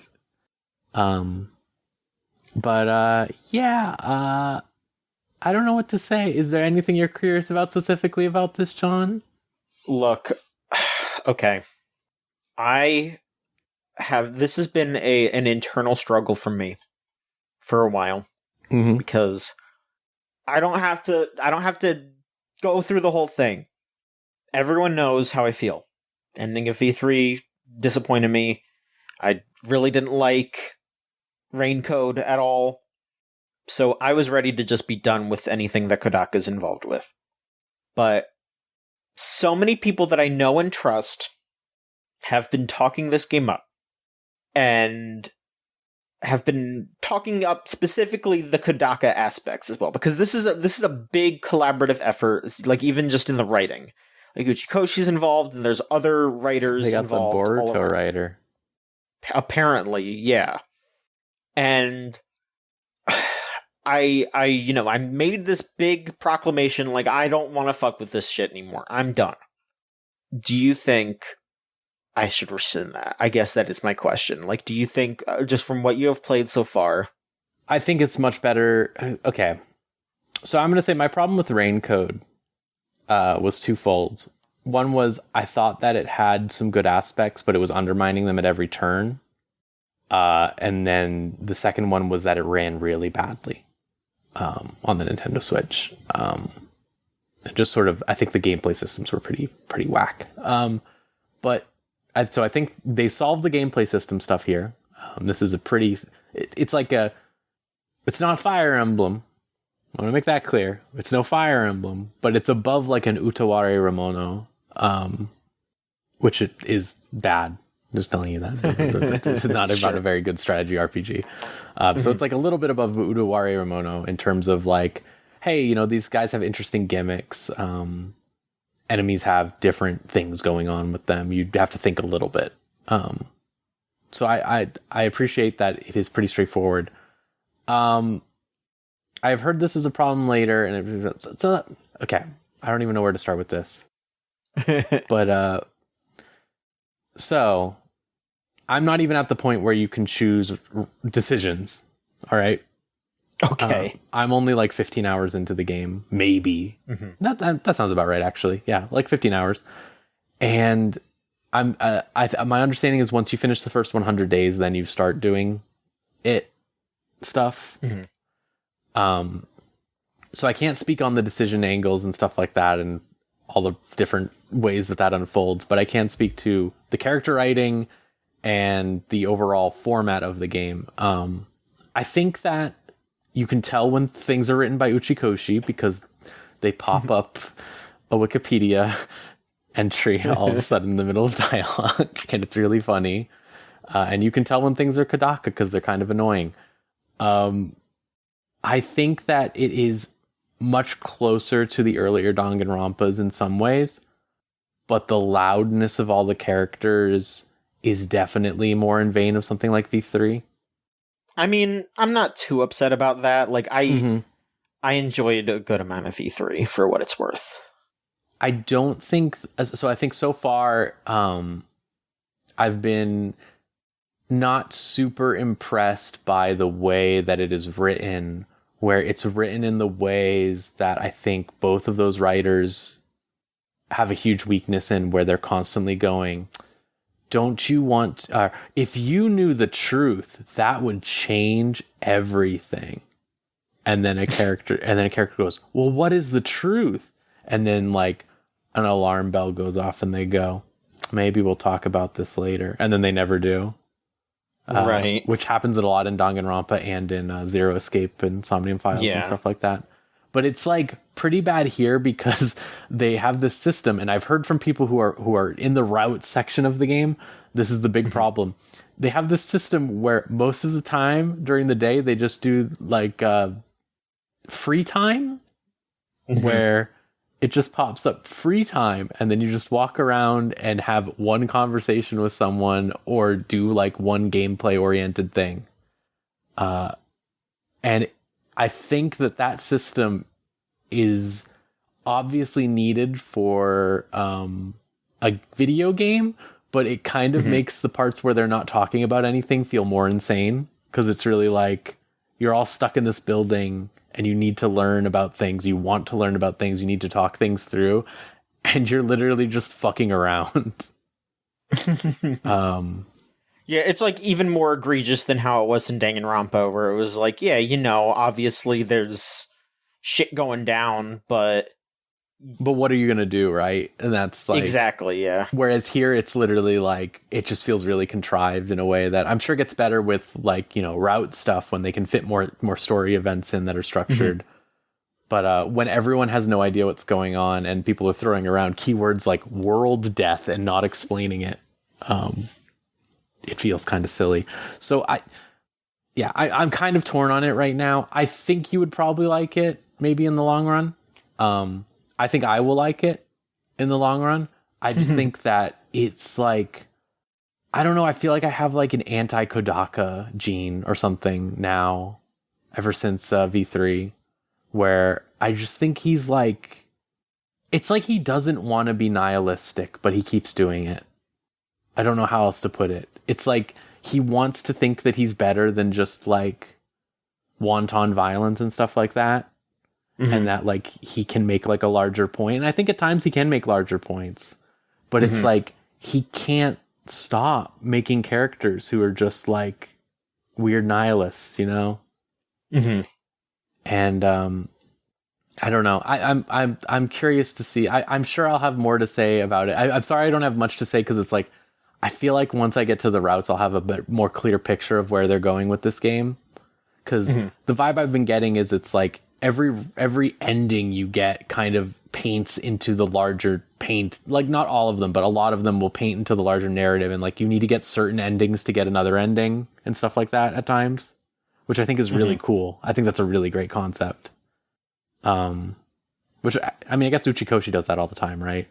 Yeah. But it's one of those things where it's like I like what they're going for at times, but I don't know. I have a little fatigue after Raincode, I think. And I feel like maybe a lot of people who are gassing it up maybe didn't play Raincode, so they don't have that. Like they're probably like I saw a lot of people saying like this is the true follow up to Danganronpa V3 or something like that. And I'm like, well, if you haven't played any of his games since V3, this is slightly more impressive. But it's like World End Club, pretty dull. I like Akudama Drive as an anime, but it's not perfect or great, you know. And then Raincode, I think Raincode's just bad. I really do. Like I think it's just a really amateur story. Which is insane from a guy who made 3 games. Like 3 very popular games. But yeah, I'm sorry this has been just sort of like a weird rambling thing. It's like I don't really know how to talk about it yet because it's just like it's such an odd game. It's such an odd game where it feels like a Danganronpa game, but they are not killing people, which is nice for once in a Danganronpa game. I will say that. I think that was my big problem with Raincode was like it just felt like every chapter was Danganronpa style. We're just focusing on specific characters because we're just removing some as we go. Yeah, and the fact that they had to like include very specifically like death as a as the punishment for doing these crimes and all that, it runs up against the message way too much. Yeah. And it's very stupid. And yeah. So I think they've solved that here at least, where it's like that's good. I do think, like I said, like the characters a lot, but I do like some of the characters. Like there's a character who's a rich girl who you've probably seen her, wears a tomato on her head. And right. She has this really good relationship with the samurai girl, and the samurai girl has only read manga because she grew up in the woods, but she's also only read Naruto. Okay. So she's just saying ninja shit every time she does all her samurai stuff, and everyone's like, "You wrong, not samurai, wrong thing." And I think that's like a great bit. But those two like bounce off each other all the time in a way that's really fun. Like, there's honestly like I like most of the characters, even though they feel pretty one note at times. Like, I mean, everyone posts the fucking blue hair one, right? The Darumi. She is like. They did a good job making that type of woman. But it's like, that type of woman is kind of a nightmare. But it's like, I don't know. It's very Danganronpa-y. It's extremely Danganronpa-y, but it is refreshing to play a Danganronpa where you don't have to wait until the end of the game to actually see meaningful character moments. Of course. Like a lot of those Danganronpa games do, right? With the free time at the end. Yeah. All right, well, thank you. Yeah. I don't know. I mean, I'll be honest, like right now I'm trying to get through all this other stuff. It's such a fucking endeavor that you should put it off until you know you're like really in the mood and have nothing else to do. Because like I have a friend who is deep in it, and they're like at like hour count 135 or something, and they're like, yeah, I have 28 endings, and I'm like, okay.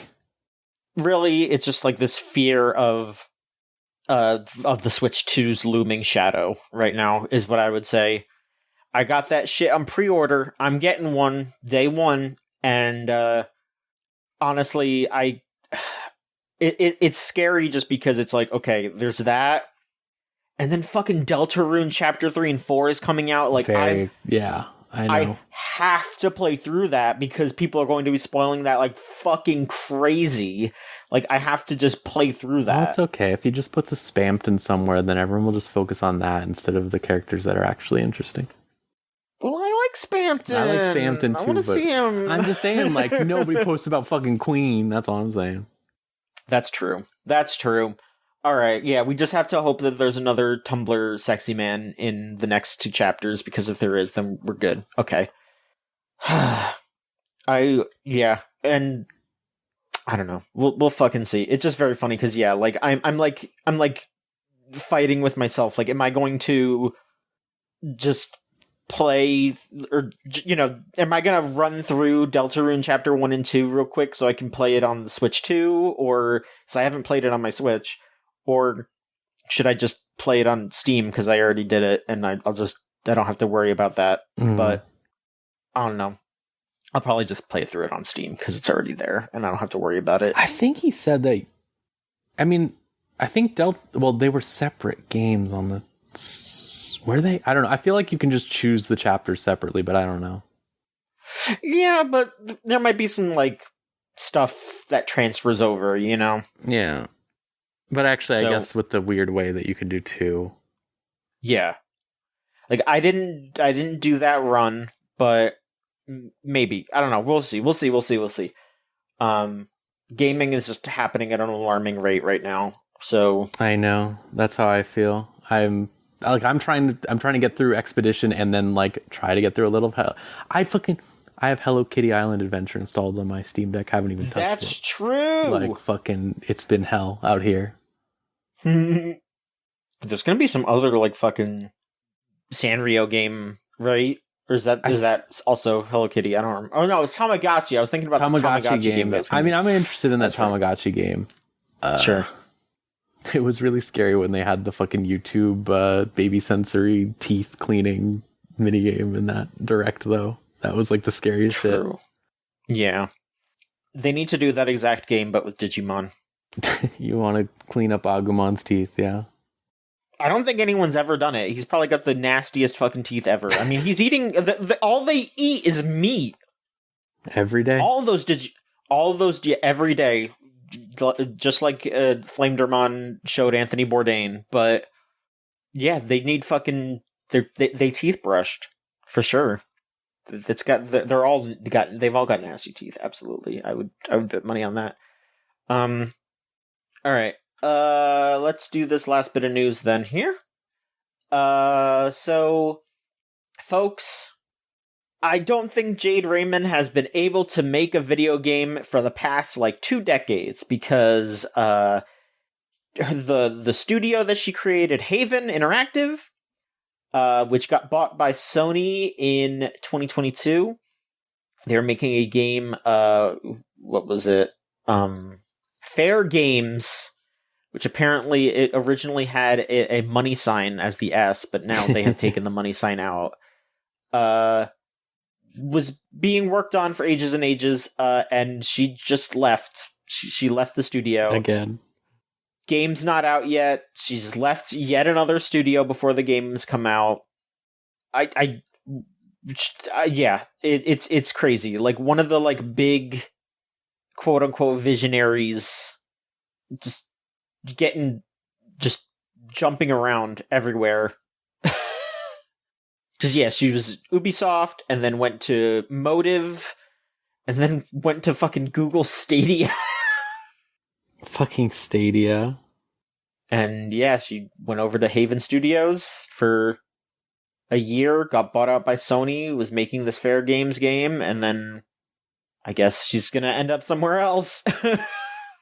Will she ever make a game? Will the game even exist?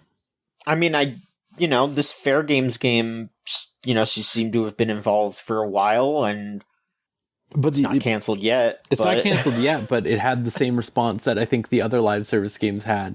Although, so I'm going to say two things. Mm-hmm. One thing is that, so I heard that the testing response from playtesters for Fair Games was rough recently, and that might have been in part why she left, yeah.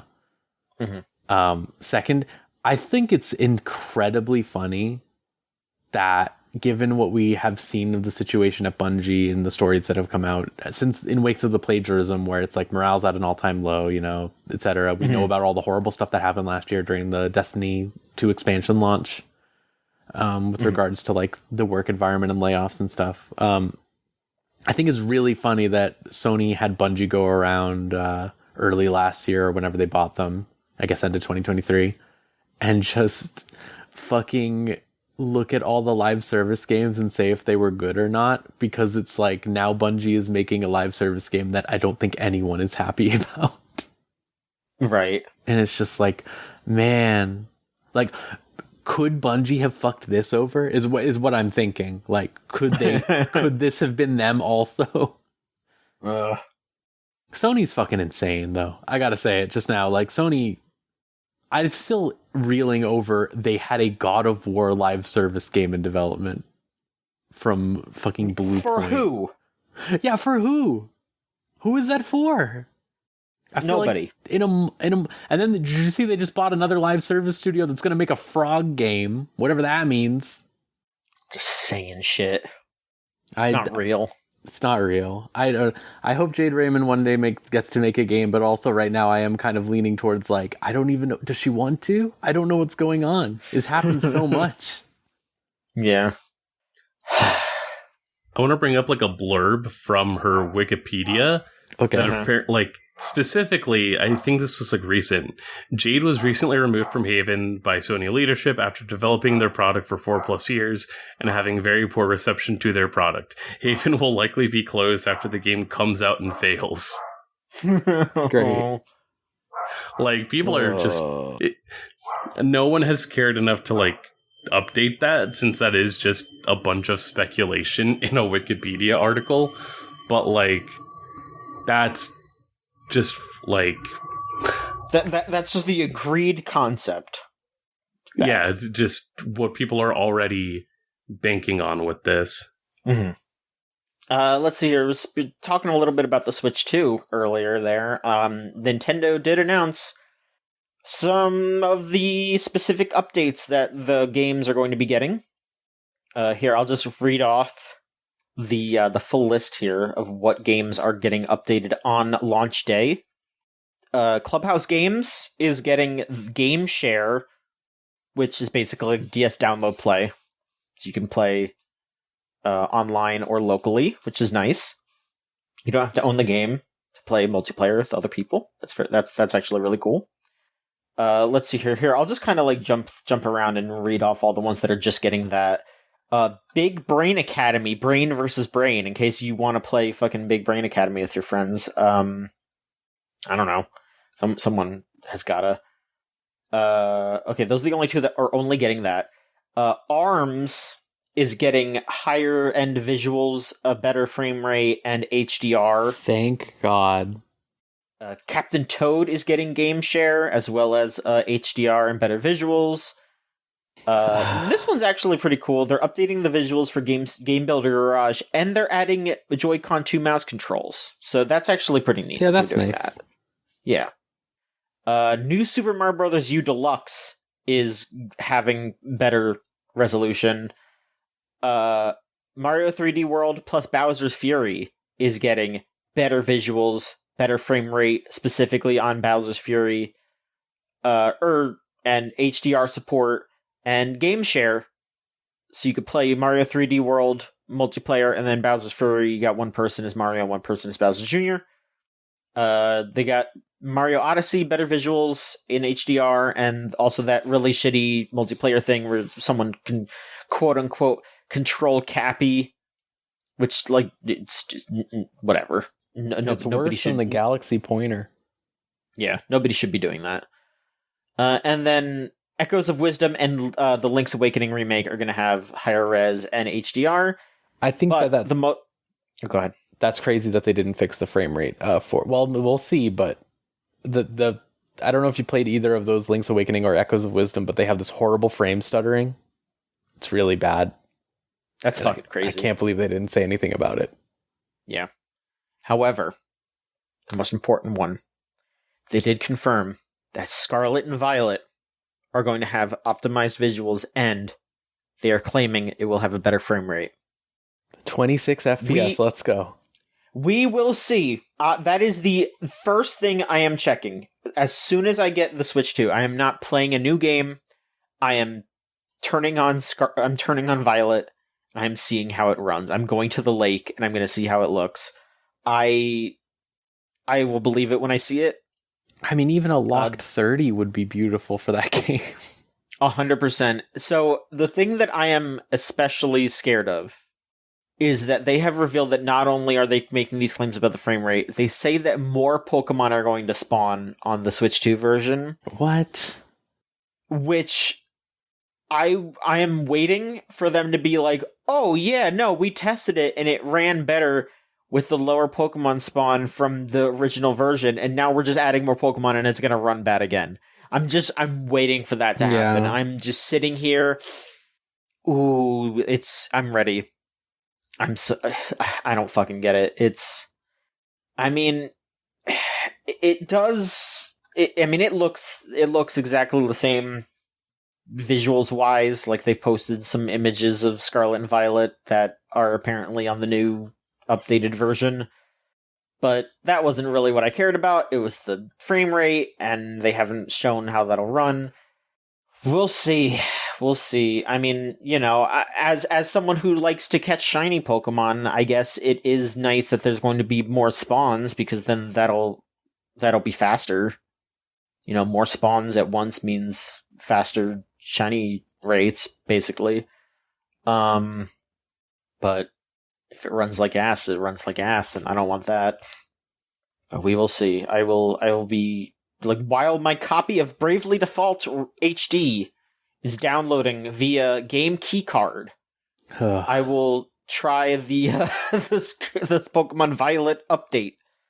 We talked a little bit about before the show. It's absolutely crazy that I feel like multiple sources have now corroborated that they just have a 1 gigabyte card and a 64 gigabyte card. Is that right? I think I saw that it got 4? cleared up. I think I saw that it got cleared up, and they actually only have the 64 gig one. That's even better. Great. Yeah. What's going on, y'all? What's going on? I don't get it. I don't fucking get it. But I'm still going to be eating that slop anyway, because I want to put a fucking box on my shelf, because I'm a moron. We gotta just start making you boxes. I said this years ago. We just gotta start making you, like, find this distributor of the cases, and then just buy the cases and get laminated paper. Maybe. I don't know. You're gonna have to, like, trick me. Yeah, somehow. I'll be like, oh, look, this is it. Oh, thank you. Yeah, I found it. Yeah. Y'all gotta, like, do the equivalent of putting a pill in peanut butter for a dog. Yeah, exactly, yeah. Jesus. All right, last bit of news here. And Rose, you will be able to speak more on this here. The Kingdom Hearts mobile game Missing Link got canceled. Yep. This was a game that had a beta in 2023. And very suddenly they have just said, hey, that's it. We're not making it anymore. We are instead, I guess, going whole hog on Kingdom Hearts 4. They actually showed some new screenshots of Kingdom Hearts 4, which was very surprising. But, yeah, this got canceled. Rose, do you want to speak on this a bit more? So I'll get to the Kingdom Hearts bit in a second, but I will say this is reflective of, I think, something that's going to start happening more and more over the next few months is I don't think it's just Hoyoverse that has contributed to this with fucking, Genshin, Honkai, etc. But like a more larger thing of, hey, there's like a Chinese AAA level phone game coming out like every 4 months or something. Right. And all of these games and the old guard games like Fate Grand Order, Grand Blue Fantasy, etc. are eating up the entire phone audience now. And I think we are finally hitting the point where we are just going to keep seeing a bunch of in-progress phone games get canceled, or just existing phone games start getting folded as companies like Square Enix realize, oh yeah, we are not getting in on this anymore. Yeah. Like there's no shot, because you just saw Tribe 9 just closed immediately, which was like right after it came out. Well, I mean, it's not closed. It's not closed yet. It launched 3 months ago, and then they just announced that it's closing in November, which is crazy. But it's just proof like they cannot exist in these ecosystems. Those are games. We talked about this with live service games, and they're the same, right? It's just you cannot have that many games in that space. People have their games now already, and you can't compete with like I said, the big Chinese ones that are coming out. Like they just announced that like Silver something, I forget what it's called. That's like the big open world city game. And then there's that Neverness to Everness coming out that's just GTA with anime people. And it's like, how are you supposed to compete with that as someone who's going to make like a fake Go ass game when everyone who would play a fake Go ass game is probably still playing fake Go? Yes, absolutely. I think it's really, so I think this is Square Enix realizing like, fuck no, we cannot get in on this. Because this was going to be a Pokemon Go style game with Kingdom Hearts storytelling in between. No idea how that would have even worked, to keep it real with you. But it's just like, who is that for? Literally, who is that for? Like nobody. And why would anyone engage with that? It's just very odd. So I'm glad that they cut their losses. But I'm curious to see how this manifests, because theoretically, this was supposed to have lore that bridges the gap for Kingdom Hearts 4, right? Similar to how Kingdom Hearts Unchained, the last one, the mobile game, Chi, or Key, depending on how you pronounce it, was like set up some things that are in Kingdom Hearts 3. I don't know what they're going to do with that. It's crazy that Yoko Shimomura was out there tweeting like, hey, I made a whole soundtrack for this game that was done, and I don't know if you're ever going to hear it. That I'm upset about. That's crazy. I think some people have already posted that they like kept the beta test data, so they at least have some songs from that people have been uploading now, because it's like, I think people were under an NDA when they played the beta. Okay. And I think now people are like, well, fuck that, NDA doesn't matter, that game didn't exist. Yeah. So we're going to probably see more people talk about it. I'm glad they canceled this, because fuck that. Less phone games in the world, for the love of God. Like, I play too many phone games. But I would rather they were all real games so bad. Yes. The Kingdom Hearts 4 stuff is really interesting, because Nomura is out there saying some truly insane bullshit. One, he just said today that when Sora goes back to... Sora only looks fucked up and hyper-realistic when he's in the Unreal Engine 5 world quadratum. He'll only look like that when he's there, and the rest of the time he'll look like normal anime Sora from Kingdom Hearts 3. Of course. They said they have not explained the build option on the menu, which is really scary. And said they'll come later. And then he said my favorite possible thing, which is people said that Sora looks a little like Noctis. Which is, he was doing a bunch of random versus 13 bullshit in Kingdom Hearts 3. That was really funny. Yeah. But he said in response to that, well, Sora means sky and Noctis means like the night sky. So they're kind of the opposite. And there's a very important reason for that you'll find out someday. And I was just like, man, who's doing it like him? Nobody. It's beautiful. I'm really excited for Kingdom Hearts 4, though. I did not like that there was the implication of a Mickey Mouse level. Fuck that guy. I think I'm really sad that Kingdom Hearts 4 development has panned out the way it has, because when Kingdom Hearts 4 was announced so soon after 3, right? He was like saying like, yeah, well, we made Kingdom Hearts 3, so now we can just pump them out. And now it's been, 3 years since then. And it's like, all right, yeah, you're pumping them out, huh? I don't know. I imagine FF7 is eating his mind share, right? But don't worry. Yeah. Now that Square Enix is investing in AI more, easily we'll have true. So much more game, Finally, Donald is going to talk a lot more in the new Kingdom Hearts. That's all I'm going to say. And you're going to be interested in the things that he can respond to. Oh, man, I completely forgot about that bit of news. Oh, my God. Fuck. That guy's going to be in Kingdom Hearts 4. Oh, my God, that's true. Fuck. Yeah, alright, we could talk about that real quick. Fucking Fortnite added an AI Darth Vader character that you can play with. Like, you go to... Because they're doing their big Star Wars thing this season, and you can go fight Darth Vader, but now if you beat him, he'll join your squad, and it's got an AI voice of James Earl Jones, and he'll respond to you, and very immediately, like, the first thing that I saw, as soon, like, I learned about this via someone saying, hey, I got him to say fuck. And there's footage of him saying the N-word now, there's footage of him, like, saying that, like having a tier list of races, and, like, people are just having this AI do all kinds of horrible shit, because of course they are.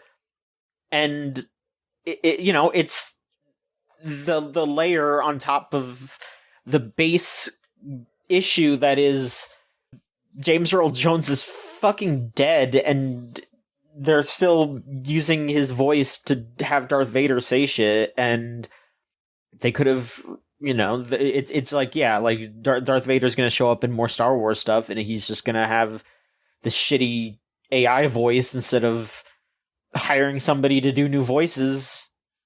And the fact is that yes, James Earl Jones did sign this away, but also he died like right after doing that, and he was 93 years old, and I can't assume his faculties, but he was either like probably really worried about supporting his family after he passed, or there's a chance that he wasn't even all there, like he's fucking 93, signing away his voice. And now that's just enshrined forever to be like, yeah, you know what, from now on, every time Darth Vader shows up in something, it's going to be this AI. Great. Like, I'm not made of stone. I did see clips of Darth Vader saying skibbity toilet and laughed at it, but also just, for fuck's sake, this shit shouldn't be happening. Yeah, I don't... It's so consumptive. That's all I can think of whenever I see this stuff. It's like, wow, cool. You're like boiling a processor so that someone can make a TikTok video where they laugh for a day, and then they move on to whatever is next. It's just like, man. At least the Miku dancing in Fortnite has, long legs that you can really utilize in a variety of situations.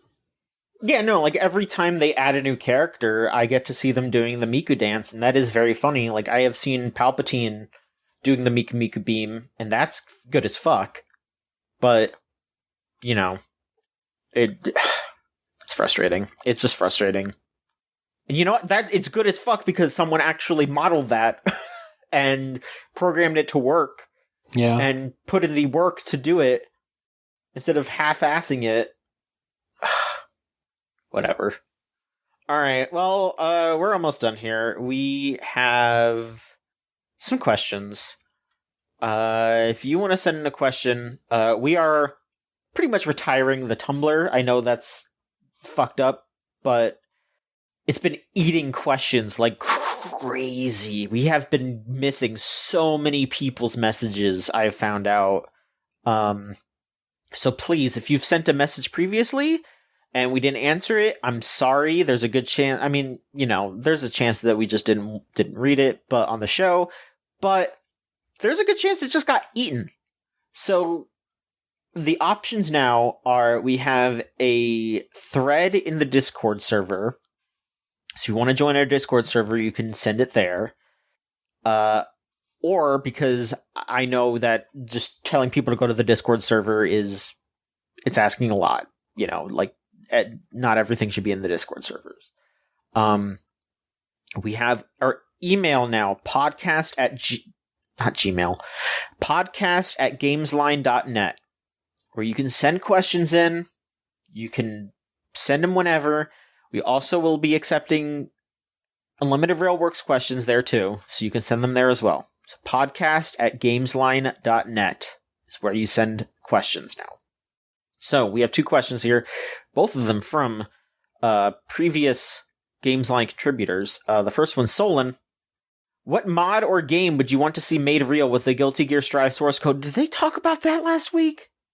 That might be another thing we gotta talk about real quick. Fuck. Hang on. They didn't talk about that. Fuck. Oh my god. I mean, so I much don't think shit there's happened. that much to say. Hey, the source code, there was a leak from Strive, yeah. From Arc System Works, and people have Yeah. the source code for Guilty Gear Strive. Just insane.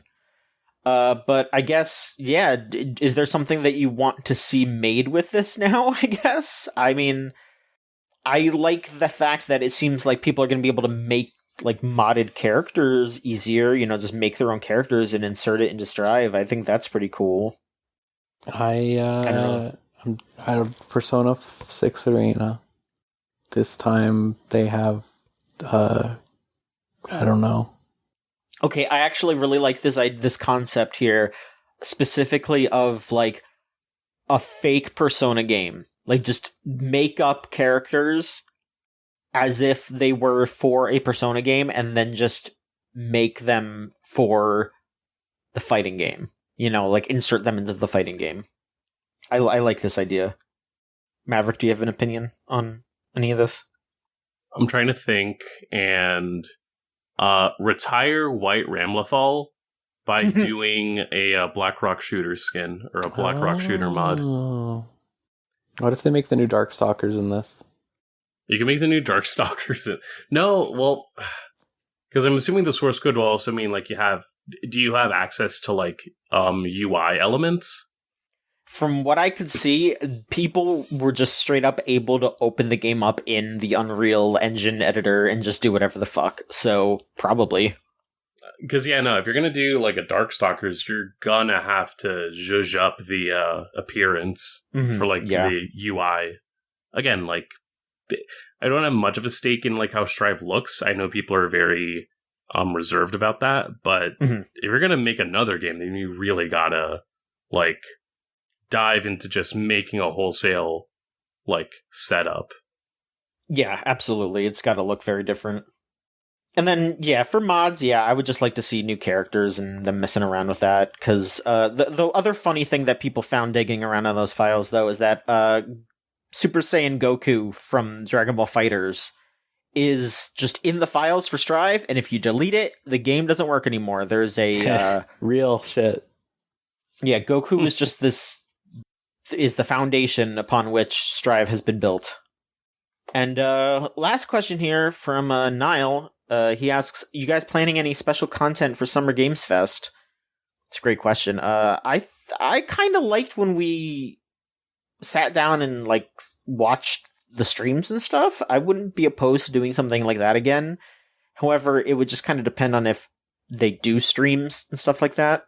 Because Keeley doing his little sit down conversations with people, we'd be sitting there for 7 hours, and I mean, I don't think that would be too special. But if there were nice condensed hour-long streams, oh, hey, here's Microsoft's thing, here's Sony's thing, I would love to just sit down and watch those again. That was very fun, having that conversation before and after about how we felt about it and all that. I would love to do that.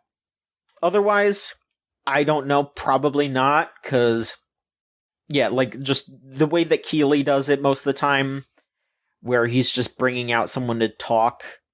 I don't, like that stuff can be interesting here and there, but that's not really something that you can really cover, because that's already basically coverage in of itself. So, we'll see. Will we retire Cozy as a game codifier this year? That'd be nice. That would be nice. But that should do it, I think. Like I said, we are still looking for new contributors. Please send your stuff to john@gamesline.net. Please, I will look it over and I will pass judgment. And if you want to continue to follow us on stuff, we have our website, gamesline.net. You can follow us on Blue Sky, which is gamesline.net as well. It seems like it's working now again. Because for a while there, it was like flickering in and out of being valid for some reason, but it seems like it works now. I don't know. That was very weird. We have our Twitter, if you're still on there, @thegamesline. Tumblr, gamesline.tumblr.com, which, again, don't bother sending questions on there anymore, because it'll just eat it. Send questions to podcast@gamesline.net, please. We have our Facebook, facebook.com/gamesline. We have our YouTube, youtube.com/@thegamesline. And Twitch, twitch.tv/gameslinetv. If you want to support us, we have a Patreon, patreon.com/gamesline. It's $3. You get early access to unlimited railworks, and you support the site, which is the most important part. We want to continue to do this, and we need your support for that. Come to our Discord, thegamezone.zone, type that into your web browser, and it'll bring you straight there. And thank you to Melt Channel/Magic Circuit for our theme song Crush off of the album Magic is Real. If you want to listen to their stuff, it's meltchannel.bandcamp.com or magic-circuit.bandcamp.com. And make sure that if you want to buy their music, you should do it on Bandcamp Friday, the first Friday of every month, because they get the full amount. They got potentially new stuff cooking up, so that's be true. on the lookout. Yeah, that is true. Yeah, Magic Circuit's going to have new stuff soon, potentially. So check that out. Maverick, where can people find you online? Online, people can find me, I guess, primarily at Blue Sky, just Maverick. I am not as online as... This is the least online I've been in a while, which is freeing in some ways. To have it related to my work here, we'll see. Find me on Discord, just, whenever I show up at a random Discord. Come find me. Come find me. Find my pages. If you're ever in the area of Brooklyn, I will probably be haunting the local indie arcade bar, whose name I won't give out fully just yet, because, I don't know, you gotta work to get to that point, but come hunt me down. There you go. Come hunt me down. Yeah. I'm at the bar that's going to have the Nightmare Cart cabinet installed in like the next month. Neat. Yeah. Rose, where can people find you online? Horngal on Twitter, and then Fata Morgana on Blue Sky. Mm-hmm. That's me. That's all I got, really. I don't. You can never find me on Discord. I'm horrible at responding to anything. You can find me on Blue Sky at john.gamesline.net. That one worked. That one hasn't given me any problems. The main Gamesline ones give me problems, but I don't fucking know. Whatever, we'll figure it out. I'm mostly using Blue Sky these days, I'll be honest. So, there you go. But thank you so much for listening, everybody, and thank you both for being on for this episode. And yes, thank you, everyone involved, for supporting us as we continue to go. And thank you again for listening to Gamesline's podcast. We'll be back soon with another episode. Thank you. So long.